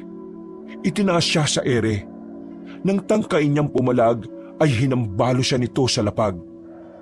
Halos hindi makahinga ang binata sa mga sandaling yon. Nadagdagan pa ang kanyang kaba nang makitang nandilisik ang mga mata ng babaeng aswang. Hindi mo kakayanin ang lakas ng isang aswang na matagal na sa sistema. Ikaw, bagito ka pa lang. Hindi uubra sa akin ang mutya na yan. Kaya kung ako... Ibigay ko ang mutya. Mangarap ka ng tulog. Hindi ko ibibigay sa ito kahit mamuti pa mga mata mo. Bumangon ang binata. Muli niyang ginamit ang kapangyarihan ng mutya. Pero sa puntong ito, pinaangat na niya muli ang mga kahoy. Ang kulit mo talaga. Sinabi na kitang hindi tatalab ang mga yan sa akin. Hahayaan lang kitang yan ang isipin mo. Kasi iba ang gagawin ko ngayon. Nang biglang gumalaw ang mga kahoy patungo sa aswang, umabante rin si Lemuel. Gamit ang kapangyarihan ng mutya, nagasa ng mabilis na pag-atake. Nalito si Linda. Hindi nito alam kung ano ang una niyang iilagan. Dahil dito, tinamaan ng babae. Sumirit agad ang dugo nito sa tagiliran. Masyado kang nakapokus sa kaya kong gawin. Nakakalimutan mong isipin kung ano yung mga hindi mo kayang gawin. Kaya naman, hindi mo napaganda ng taktika na naisip ko. Ang dami mong satsat. Nakaisa ka lang. Hindi lang ito isa. May kasunod pa to, no? Nang lumingon si Linda sa likuran, sunod-sunod namang tumama ang mga malalaking bato sa mukha niya. Kasunod nito, muling lumapit ang binatang si Limuel. 2 beses nitong nahiwa si Linda sa katawan. Dahilan para lumipad na muna ito patungo sa taas ng nalagas na puno. Oh, walang problema. Bakit parang kinakabahan ka na, ha? Hindi ako makapaniwala na ang isang taong walang alam ay nakakagamit ng isang mutya. Alam mo kung ano ang hindi mo alam? Ako ang nakasad sa propesiya ng mga batala. Hindi ko rin alam kung bakit ako eh. Pero wala eh. Ako raw ang napili eh. Hindi pa tayo tapos. Babalikan kita. Babalikan kita. Eh sabi mo sa amo mong si Apong, hihintayin ko siyang lumitaw. Hihintayin ko ang pagtutos naming dalawa. Alam mo ka mga muni ng pinuno. Akala mo kung sino ka? Bagito ko pa para humarap sa pinuno. Hindi na nagsalita pa si Limuel. Lumipad na rin palayo ang babaeng aswang. Sakto namang kararating lang nila Ronelio kasama ang iba pang miyembro ng samahan. Oh, bakit mo pinatakas? Anong gusto mo? Lumipad ako. Nagawa mo siyang patrasin? Eh malakas siya. Kung palakasan ng usapan. Hindi ako mananalo sa kanya dahil kulang pa talaga ako sa karanasan. Ginamit ko lang yung utak ko kaya ako siya nadali. Pero kailangan natin maganda ah. Binuhay ko siya para mapabot niya sa pinuno nilang handa tayong lumaban. Pambihira ka. Eh di magagalit ang pinuno nila. Baka biglayin na lang nila tayo. Eh, wala naman na tayong magagawa eh. Gagawa sila ng pag-atake sa kahit anong oras nila gusto. Pero ang mahalaga ngayon, alam nilang hindi tayo basta-basta aatras. Sindakan ng laban. Sumang-ayon na lamang sila kay Limuel. Pagkatapos ng sandaling yon, tumuloy na rin ang magpinsan sa kanilang pupuntahan. Nakabalik din naman sila ng matiwasay, dala ang karne na pinapakuha sa kanila. Kinabukasan, naramdaman agad nila ang galit ng mga aswang. Mabilis na kumalat ang balitang maraming magsasaka ang biniktima ng mga aswang. Mabuti na lamang ay wala ni isa sa kanila ang namatay. Sugatan ng mga yon, pero maswerteng hindi naman malala ang kanilang mga galos. Dahil sa nangyari, naalarma na ang samahan nila Limuel. Kahit na tanghali pa lang, naglilibot na sila sa bawat baryo. Pinuntahan nila ang lahat ng maaring pagtaguan ng mga aswang. Pero mga bakas lamang ang kanilang naabutan. Bumuntong hininga na lamang ang binatang si Limuel. Pakiramdam niya, tinutumbasan ng mga aswang ang kanyang angas. Ang mga araw, mas dumami pa ang bilang ng samahan. Nadagdagan ng mga taong interesado sa pakikipaglaban sa mga aswang. Isang magandang senyales yun para sa kanila. Dahil kahit napapaano, parami na ng parami ang mga taong nagkakaroon ng kaisipan na labanan ng kasamaan. Oh, kumusta mo, Tsa? Ayos naman. Habang tumatagal, parang unti-unti ko na rin siyang nagagamit na maayos. Tandaan mo ikaw ang alas ng samahan natin. Kaya bago mangyari ang labanan, dapat lang na kabisado mo na ang mutya na yan. Hindi mo na kailangan ipaalala kasi bawat araw, ginagawa ko makakaya ko para mapabuti tong mutya. Ay, siya nga pala, nasa ba si Lola? Linggo ngayon, malamang nagsimba yon. Hindi na natin dapat pinalalayo si Lola Maring eh. Malaki ang tsansa na targetin din siya ng mga aswang dahil lola natin siya. Sige. Sinabihan ko naman na si Lola nitong nakaraan eh. Ang kaso matigas ang ulo. Meron naman daw siyang bawang na dala palagi. O tara. Tara saan? Sunduin natin si Lola. Kanina pa dapat kasi nakauwi yun. Tapos na yung unang misi. Di baka naman dumiretso na siya sa pangalawang misa. Sus, sobrang kabanalan naman kapag ganun. Halika na, masama ang kutob ko. Tingnan mo tong tukmol na to. Tamang hinala ka na naman eh. Sabog ka ba? Hindi na nagsalita pa si Limuel. Kinuha na lamang nito ang espada at sinukbit sa kanyang likuran. Nagmamadali itong naglakad patungo sa simbahan. Ilang minuto lang ay nakarating na rin sila roon. Naglalabasan na ang mga tao. Sinisipat nila ng tingin si Aling Maring. Pero hindi nila yon makita. Hanggang sa maubos na ang mga naglalabasan ay wala naman silang nakitang Maring. Ito na nga ba sinasabi ko eh. Oo, ikalma mong sarili mo. Baka naman mamaya niyan nandyan lang siya. Paglingon nila sa gilid, nakita nila si Toto na kararating lang din. Agad nila itong kinausap. To, nakita mo ba si Lola Maring? Ha? Si Aling Maring? Nakasalubong ko kanina habang naglalakad. May kasama siyang babae. Babae? Anong itsura? Hindi ko nakita eh. Kay Aling Maring lang kasi ako nakatingin. Basta yung babae, parang hindi naman niya kaedad. Kasi narinig ko boses niya parang kasing edad lang natin eh. Wisit! Tara na! Ano bang nangyayari? Mabilis silang tumakbo. Itinuro naman ni Toto kung saang parte ng daan nakita ang matandang babae. Nang naroon na sila, tumigil si Lemuel at saka hinawakan ng mutya. Kapangyarihan ng mutya, pwede mo ba akong gamayan sa daan patungo kay Lola? Pumikit ang binata. Ilang segundo lang ay muli itong dumilat. Hinawi nito ang mga halamanan sa gilid. Pumasok sila sa kagubatan. Nakasunod lang sa kanya ang dalawang binata. Ilang sandali lang, nakita na lang nilang nakagapos sa malaking puno ang matandang si Maring. Sa likod ng puno, lumabas mula roon ang dalagang si Linda. Nakangiti at bakas sa mukha nito nakampante ito sa mga sandaling ito. Buti naman nakatunog ka kagad. Akala ko aabot ka pa ng 6:00 eh. Wala na sana itong pinakamamahin yung lola. Gawain ng mga mahihina na puntirihin ng mga wala kalaban-laban talaga eh, no? Man kung gawain ng mahihina, ang mahalaga ngayon, nasa bingit na kamatayan ng matandang ito. At kung hindi ka susunod sa gusto ko, mawawala sa mundo ang lola mo. Anong kailangan mong babae ka, ha? Tinatanong pa ba yan? Malamang, kailangan kong mutya na gamit mo. Ano bang meron sa mutya na ito? At bakit patay na patay kang kunin ito? Hindi mo pala talaga alam ang mutyang yan ay dating pagmamayari ng mga aswang? Nakakatawa ka. Gumagamit ka ng mutya na hindi mo kilala.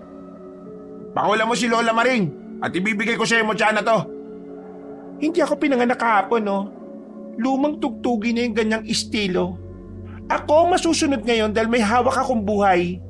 Ibigay mo sa akin ang mutya at saka ako pakakawalan ng matandang ito.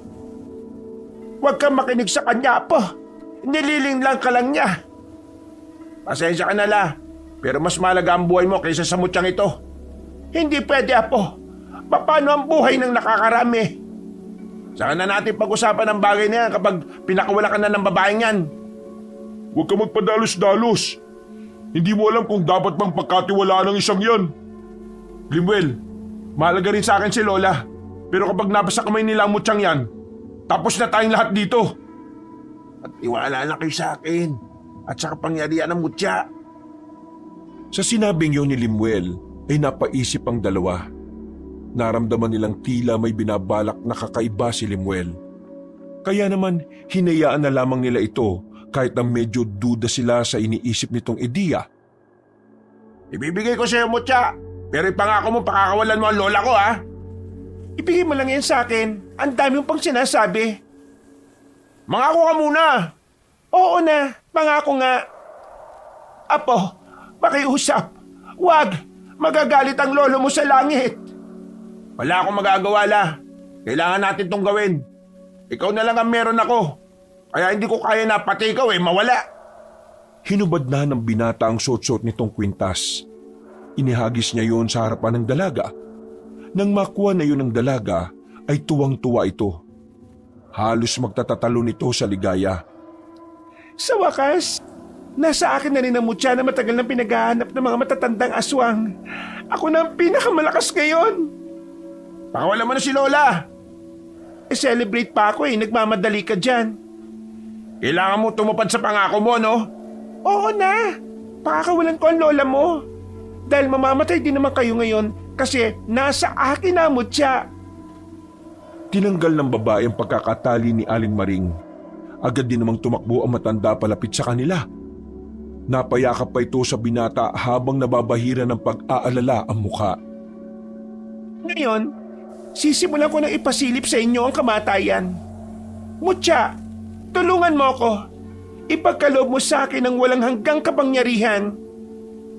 Nakaabang lang sila Limuel sa mangyayari. Pero wala namang kakaibang naganap sa ginawa ni Linda. Nanatiling patay ang hawak nitong kwintas. Mutya, hindi mo ba ako naririnig? Ang sabi ko, bigyan mo ako ng walang hanggang kapangyarihan.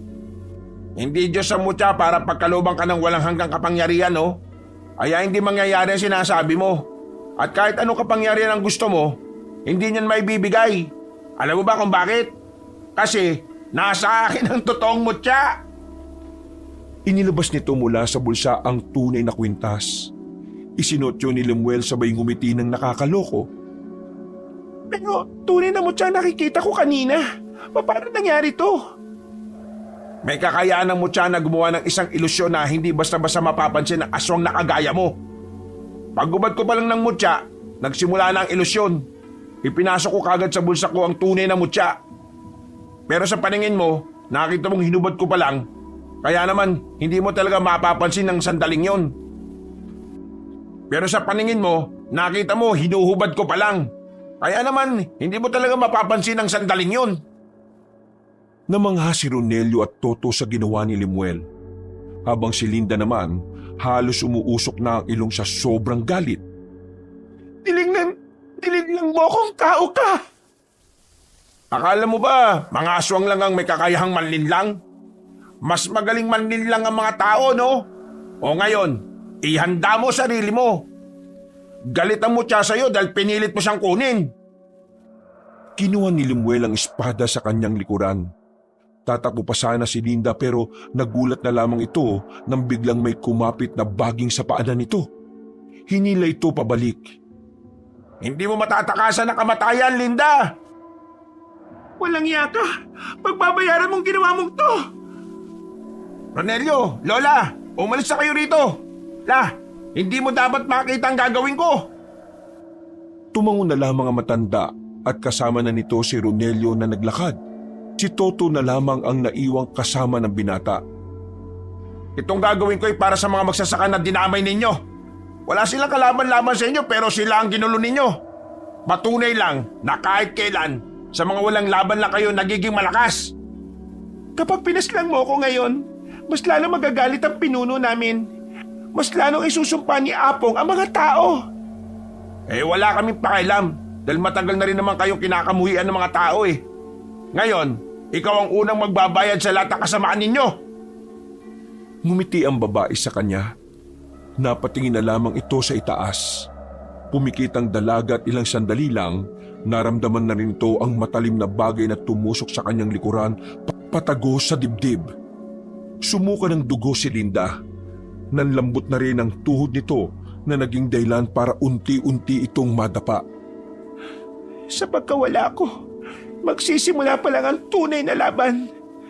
Paghahandaan namin ang laban na yan. Tuluyan ang binawian ng buhay ang dalaga. Sinilaban na nila Lemuel ng apoy ang katawan nito. Toto, i-meeting na natin ang mga miyembro natin. Nararamdaman ko, ngayong gabi rin magaganap ang labanan. Ihanda ko na lahat. Umalis na rin sila sa kagubatan. Sandaling tumambay na muna si Lemuel sa kanila. Mga ilang sandali lang, dumating na rin ang mga kasamahan nila. Sa mismong bakuran nila ay naganap ang sandaling pag-uusap. Naplansya ang mga plano. Nagkasundo silang lahat sa kanilang hakbang na gagawin. Ang kailangan na lamang gawin ni Lemuel ay panatiliing ligtas ang kanilang Lola Maring. Matapos mailikas ang kanilang lola sa baryo, pagsapit ng gabi ay kumalat na ang miyembro ng kanilang samahan para magbantay sa bawat sulok ng lugar. Nakahanda na rin ang lahat sa oras na ito. Yung mga nasa gubat din, wala pa rin nasisipat na aswang. Pati ang mutya, wala siyang nararamdaman ng negatibong presensya. Pero huwag tayo makakampante. Sa ginawa ko kay Linda, siguradong mas magiging tuso ang mga aswang. Lalo ng pinunong aswang na nagngangalang Apong. Rumonda na ang tatlo sa kanilang baryo. Tumungtong na rin si Lemuel sa bubungan para mas madali siya makapagmasid. Habang naroon siya, sa hindi maipaliwanag na dahilan, bigla na lamang nagtindigan ang kanyang mga balahibo. Hindi niya sigurado kung ano ang nararamdaman niya. Bigla na lamang niyang naramdaman ang kabigatan ng presensya sa paligid. Anong nangyayari sa akin? Mas lalong nabahala ang binata na makarinig na siya ng tinig ng isang matandang lalaki. Pero hindi naman niya alam kung saan nanggagaling ang boses na yon. Para bang nasa loob ng utak niya. Ha? Nasaan ka? Lumabas ka! Ikaw pala ang bagong tagahawak ng mutya. Ikaw pala ang sugo ng liwanag. Huwag kang duwag! Lumabas ka sa pinagtataguan mo! Hindi ako nagtatago. Sa katunayan, malayo ako sa iyo. Naririnig mo ako gamit ang utak mo at ang utak ko. Nakamamangha ba na may aswang na kayang gawin ang ganitong mga bagay? Pumunta ka rito at labanan mo ako ng patas! Huwag kang masyadong atat, iho. Darating din tayo sa puntong yan. Sa ngayon, uunahin ko na muna itong mga kasama mo na malapit sa akin. Mga ilang sandali lang ay nakarinig na rin sila ng mga ingay at sigawan na nagmumula sa kagubatan. Dahil doon, ay naalarma na rin sila. Sinenyasan na ni Toto ang iba nilang kasama.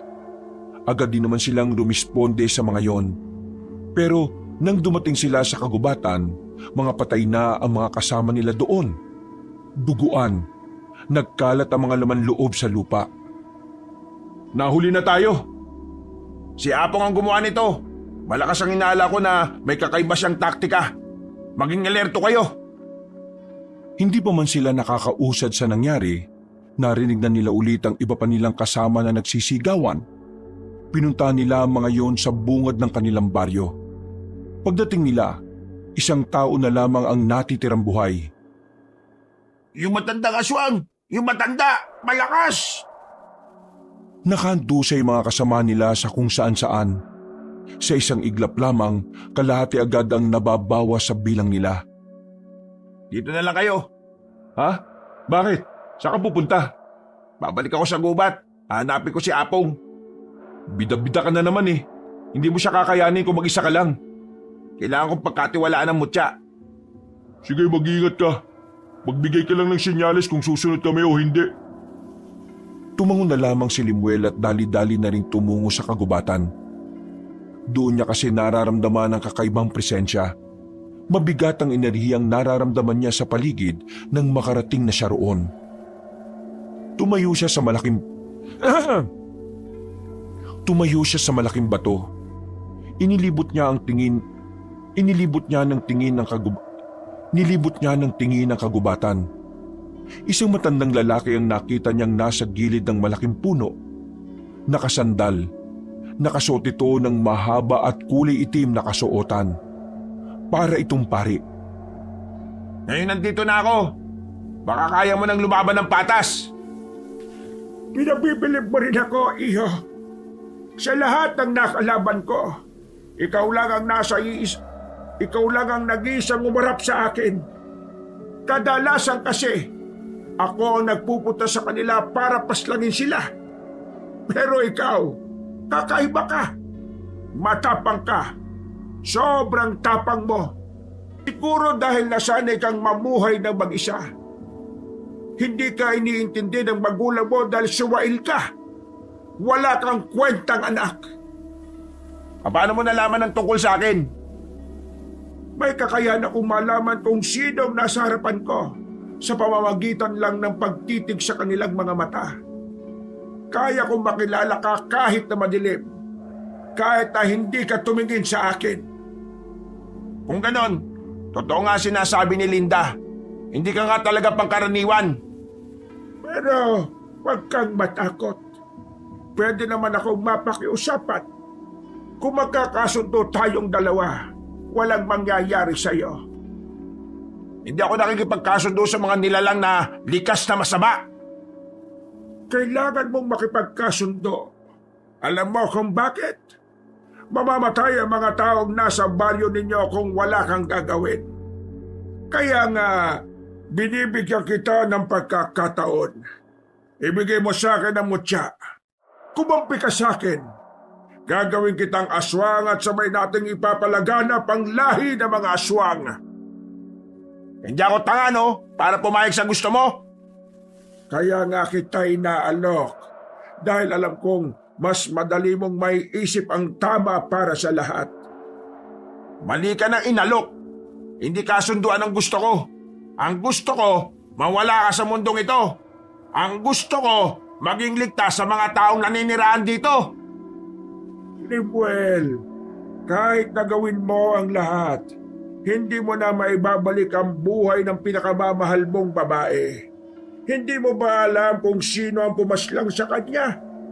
Gusto mo bang malaman? Kilalang kilala ko. Kasi ang pumaslang sa pinakamamahal mong babae na si Mariel. Ako ang pumaslang sa kanya! Agad na nagsarado ang kamao ni Limuel noong mga sandaling yon. Nakaramdam agad siya na matinding galit. Pinaslang ko ang babaeng yon. Ang sarap kaya ng dugo niya. Ang sarap ng laman niya. Sariwang-sariwa. Batang-bata. Manahimik ka!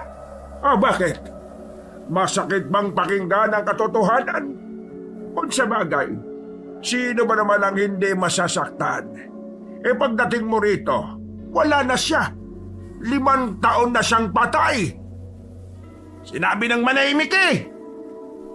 Hinugot na ni Limuel ang kanyang espada. Naramdaman niya ang kakaibang enerhiya na nagmumula sa mutya. Wala siyang kamalay-malay na ang puting bato ay unti-unti nang nagiging kulay itim. Ganyan nga! Magalit ka lang nang sa ganon ay tuluyan ka ng lamunin ng mutyang yan! Mabilis na pinagalaw ni Limuel ang mga baging. Gumapang yon patungo sa kinaroroonan ng matandang aswang. Kumapit ang mga yon sa katawan ni Apong. Pumulupot ng mahigpit. Nagbabayaran mo ang ginawa mo kay Mariel! Hindi na siya mabubuhay pa ulit! Hindi na! Nagulat si Limuel nang makita niyang lumitaw naman sa gilid si Apong. Isang ilusyon lang din pala ang inatake niya. Akala mo ba, ang mutyang yan lang ang may kakayahan na gumawa ng isang epektibong ilusyon? Ha! Nagkakamali ka, iho! Wala akong pakialam kung ano man ang kaya mong gawin. Papaslingin kita ngayong gabi! Muling umatake si Limuel kay Apong. Tinaga niya yun ng espada pero nang matauhan siya, nakita niyang katawan lang pala ng puno ang tinamaan niya. Galit na galit si Limuel. Hinanap niya ulit si Apong. Nakita niyang nakaupo yun sa sanga. Sa parting ito pa lang, alam na ni Limuel na kakaibang aswang si Apong. Hindi ito gaya ng ibang aswang na kayang-kaya niyang paslangin. Malayong malayo rin ito kay Linda. Bagay na nagbibigay ng kaunting pangamba sa kalooban ng binata. Hindi mo ako mapapaslang kung hindi mo alam kung paano gamitin ng maayos ang mutya. Maghihirap ka lang. Hindi ikaw ang tunay na may-ari niyan. Hindi tao, kundi mga aswang. Mga aswang ang tunay na tagapangalaga ng mutya na yan. Kaya habang hindi pa nauubos ang pasensya ko, ibigay mo na sa akin ang mutya na yan, iho! Mas lalong napipiko ng binata. Gustong-gusto niyang tapusin ang buhay ni Apong. Pero hindi naman niya alam kung papaano. Masyado nang nangingibabaw ang galit sa kanyang kalooban kaya hindi siya makapag-concentrate. Kailangan niyang magising at matauhan. Dahil kung hindi, mawawala siya sa sarili na maaring maging dahilan ng kanyang kamatayan. Iho! Ang mundong ito ay malupit sa mga kagaya mong mangmang sa... Ang mundong ito ay malupit sa mga kagaya mong mangmang sa tunay na nangyayari sa lipunan. Kung hindi ka sasama sa mga mas nakakaalam, maaari kang mamatay. Kaya naman, huwag ka nang magdalawang isip. Sumama ka sa akin. Ibigay mo na ang mutya at magkakaroon ka ng walang hanggang buhay. Hindi ako sasama sa isang nilalang na pumaslang sa pinakamamahal kong babae. Muling umatake si Lemuel. Nagawa niya makatalo ng mataas para lapitan si Apong. Tinamaan niya ang matanda sa braso. Sa puntong ito, sigurado na siyang hindi yun isang ilusyon. Ang kaso nga lang, tila hindi naman tinabla ng matandang lalaki. Pagbaba nilang dalawa, nahawakan ni Apong ang espada niya at inagaw. Tinapon lang yun sa gilid. Inho, magdesisyon ka na habang meron pa akong pasensya. Kung gusto mo makuha mo siya, edi kunin mo sa akin kung kaya mo. Naglabas na ng mahabang kuko ang matandang si Apong. Sinubukan nitong itarak ang kukong yon sa dibdib ng binata. Pero walang nangyari. Hindi umabot sa kahit balat man lang ni Lemuel ang talim. Nagtataka si Apong. Kahit si Lemuel ay hindi rin maintindihan kung anong nangyayari. Yung pala, kusang pinoprotektahan ng mutya ang katawan ni Lemuel. Kung ganon, protektado ka na rin ng mutya. Ha! Wala akong magagawa kundi ang gawin ang isang plano. Alam mo ba kung anong sinasabi ko, ha? Tumawa na muna ng malakas si Apong. Nagahari ang halakak nito sa kagubatan. Kaboses nito ang demonyong tumatawa sa impyerno. Papaslangin ko ang lola mo. Di ba malapit na ang kaarawan mo? Ireregalo ko sa iyo ang ulo niya. Sa puntong ito, tila sasabog na ang kalooban ni Lemuel sa galit. Ang kanyang utak naman ay natutuliro. Sobrang nag-aalala at hindi na alam ang gagawin. Papatayin kita! Ganyan nga! Mawala ka nga sa wisyo! Sunod-sunod na pag-atake ang ginawa ni Lemuel. Hindi na niya ginagamitan ng utak ang bawat galaw niya. Parang kusa na lang siyang pinakikilos ng emosyon niya. Mga ilang sandali lang, tuluyan na nga naging kulay itim ang bato sa kwintas. May kung anong itim na marka na rin ang gumagapang mula sa balat niya paakyat sa kanyang leeg. Heto na! Magiging isa ka na rin sa amin! Magiging aswang ka na rin dahil nagbatalo ka sa galit! Malapit na sa mukha ni Lemuel ang itim na marka nang biglang dumating si Ronelio at Toto. Pagtutok nila ng ilaw kay Lemuel, nakita nilang tila nagbabago na ito ng anyo. Mabuti na lang talaga ay mabilis na intindihan ng dalawa ang nangyayari. Agad silang lumapit at kinuha agad ni Ronelio ang maliit na kutsilyo at sinugatan ng pinsan sa braso.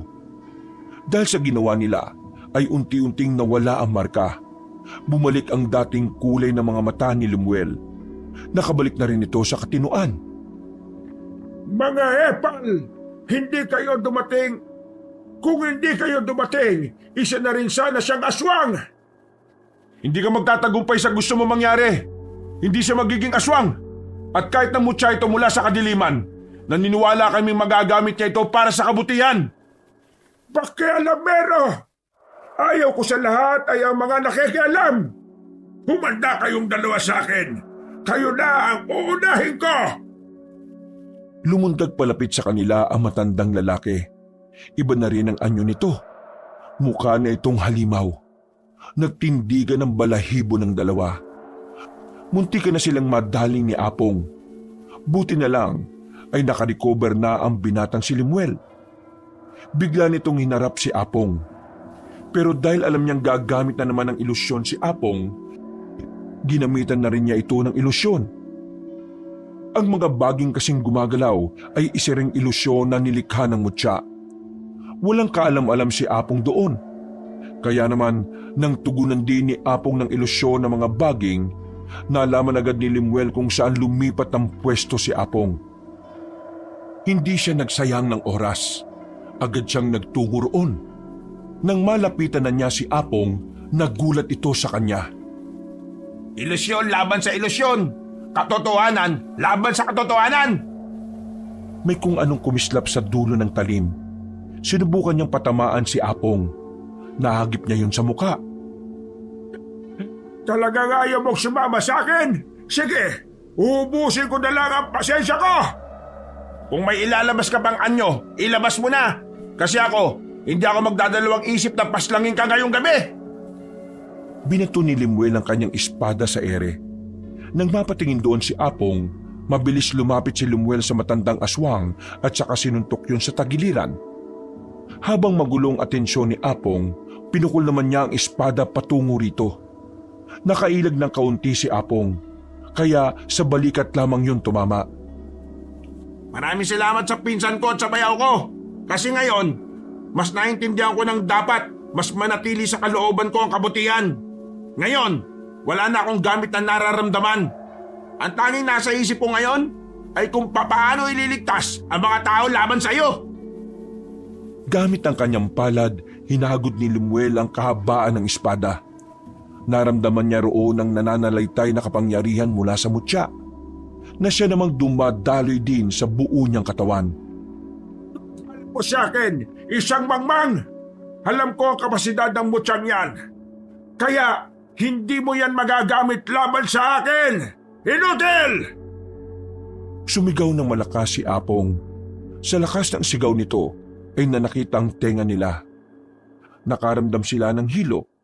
Namalayan na lamang ni Limuel na nasa harapan na niya si Apong. Sa lakas ni Apong ay nawala na ang proteksyon ng mutya. Nakalmot na siya nito sa dibdib. Sumirit agad ang dugo niya. Naramdaman niya ang malalim na hiwa na nagdudulot sa kanya ng matinding kirot. Napatras si Limuel. Sa puntong ito, ang makakapal na ugat naman ng puno ang pinagalaw niya. Pupulupot sana yon kay Apong pero binali na lang niya yon gamit lamang ang isang kamay. Anong karapatan mong kalabanin ng isang maalamat na aswang na kagaya ka? Kailangan mong mamatay! Tatapusin na sana ni Apong ang binata pero naroon pa pala si Ronelio at Toto. Sila ang humarap kay Apong para kahit papaano mabigyan nila ng oras si Limuel para makarecover. Maipis kayo! Umalis nga kayo sa daraanan ko! Wala kayong bilang sa paningin ko! Parang mga papel lang na binalibag ang dalawa. Sinubukan pa ulit ni Ronelio at Toto na bumangon pero hinagis lang sila ulit. Ikaw Limuel ang gusto kong mawala sa mundong ito! Ikaw ang sugo! Ikaw ang nasa propesiya! Isang malaking tagumpay kung ikaw ang mababaslang ka! Hinawakan nito si Limuel sa kwelyo at itinaas sa ere. Umaagos pa ang dugo ng binata mula sa kanyang dibdib nang muli siyang sikmuraan. Sinasabi ko naman kasi sa iyo, kung hindi mo gagamitin ang mutyang yan sa kadiliman, walang silbi yan. Mahina! Walang kwenta! Nagkakamali ka! Anong pinagsasasabi mo, ha? Nakakalimutan mo na yatang may kakayahan ako makapagpaggalaw ng mga bagay-bagay nang dahil sa mutyang ito. Nanlalaki ang mga mata ni Apong nang makitang may nakalutang na espada sa kanyang likuran. Nakatutok ang talim nito sa kanya. Huli na nang bitiwan niya si Limuel dahil kusa nang tumarak ang espada. Tumagos ang espada sa kaliwang dibdib na matandang aswang.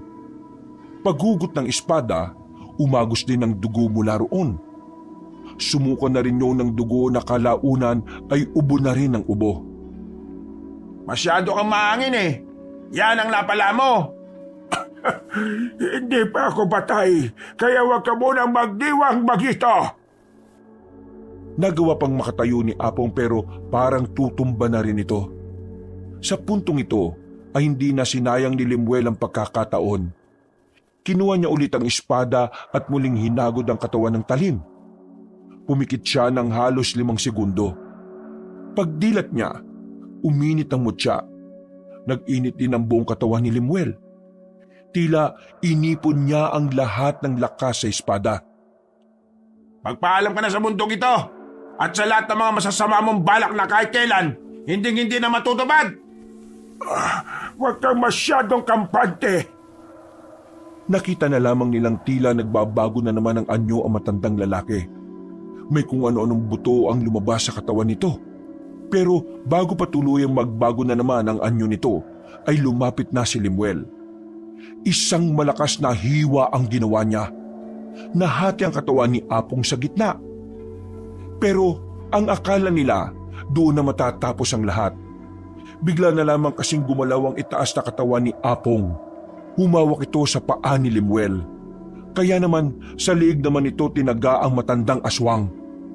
Gumulong na ang ulo patungo sa kinahihigaan ni Toto. Tapos na ang kasamaan mo, Apong. Para yan kay Mariel, kay Lolo at sa mga kaibigan niya. Pati na rin sa mga taong biniktima nyo. Wala kayong puwang sa mundong ito, mga demonyo! Bumuntong hininga na lamang si Lemuel. Dinukutan niyang muli ang lighter sa bulsa at saka sinilaban ang katawan ni Apong. Maya-maya lang din ay nakabangon na rin ang dalawa. Masakit ang katawan ng mga ito nang lumapit sa kanya. Natalo na natin ang pinuno, pero paano mga alagad niya? Madali na lang ang mga yon. Ang mahalaga sa ngayon, wala na ang pinakamalakas sa kanila. Ronelio, doon ka. Bayaw, dito ka. Ako naman sa dakong to. Nararamdaman kong paparating na ang mga aswang para lusubin ang mga baryo. Nagiwalay silang tatlo. Pero nang makita na nila ang mga aswang, nagtataka sila dahil hindi naman umaatake ang mga yon. Nakatigil lang at parabang alam na nilang wala na ang kanilang pinuno. Ganun pa man, hindi ito pinalampas ni Lemuel. Pinagpapapas lang niya ang mga natitirang aswang. Wala siyang iniwang buhay kahit na isa. At wala pang isang oras, nalagas na niya ang lahat ng mga kampo ng kadiliman.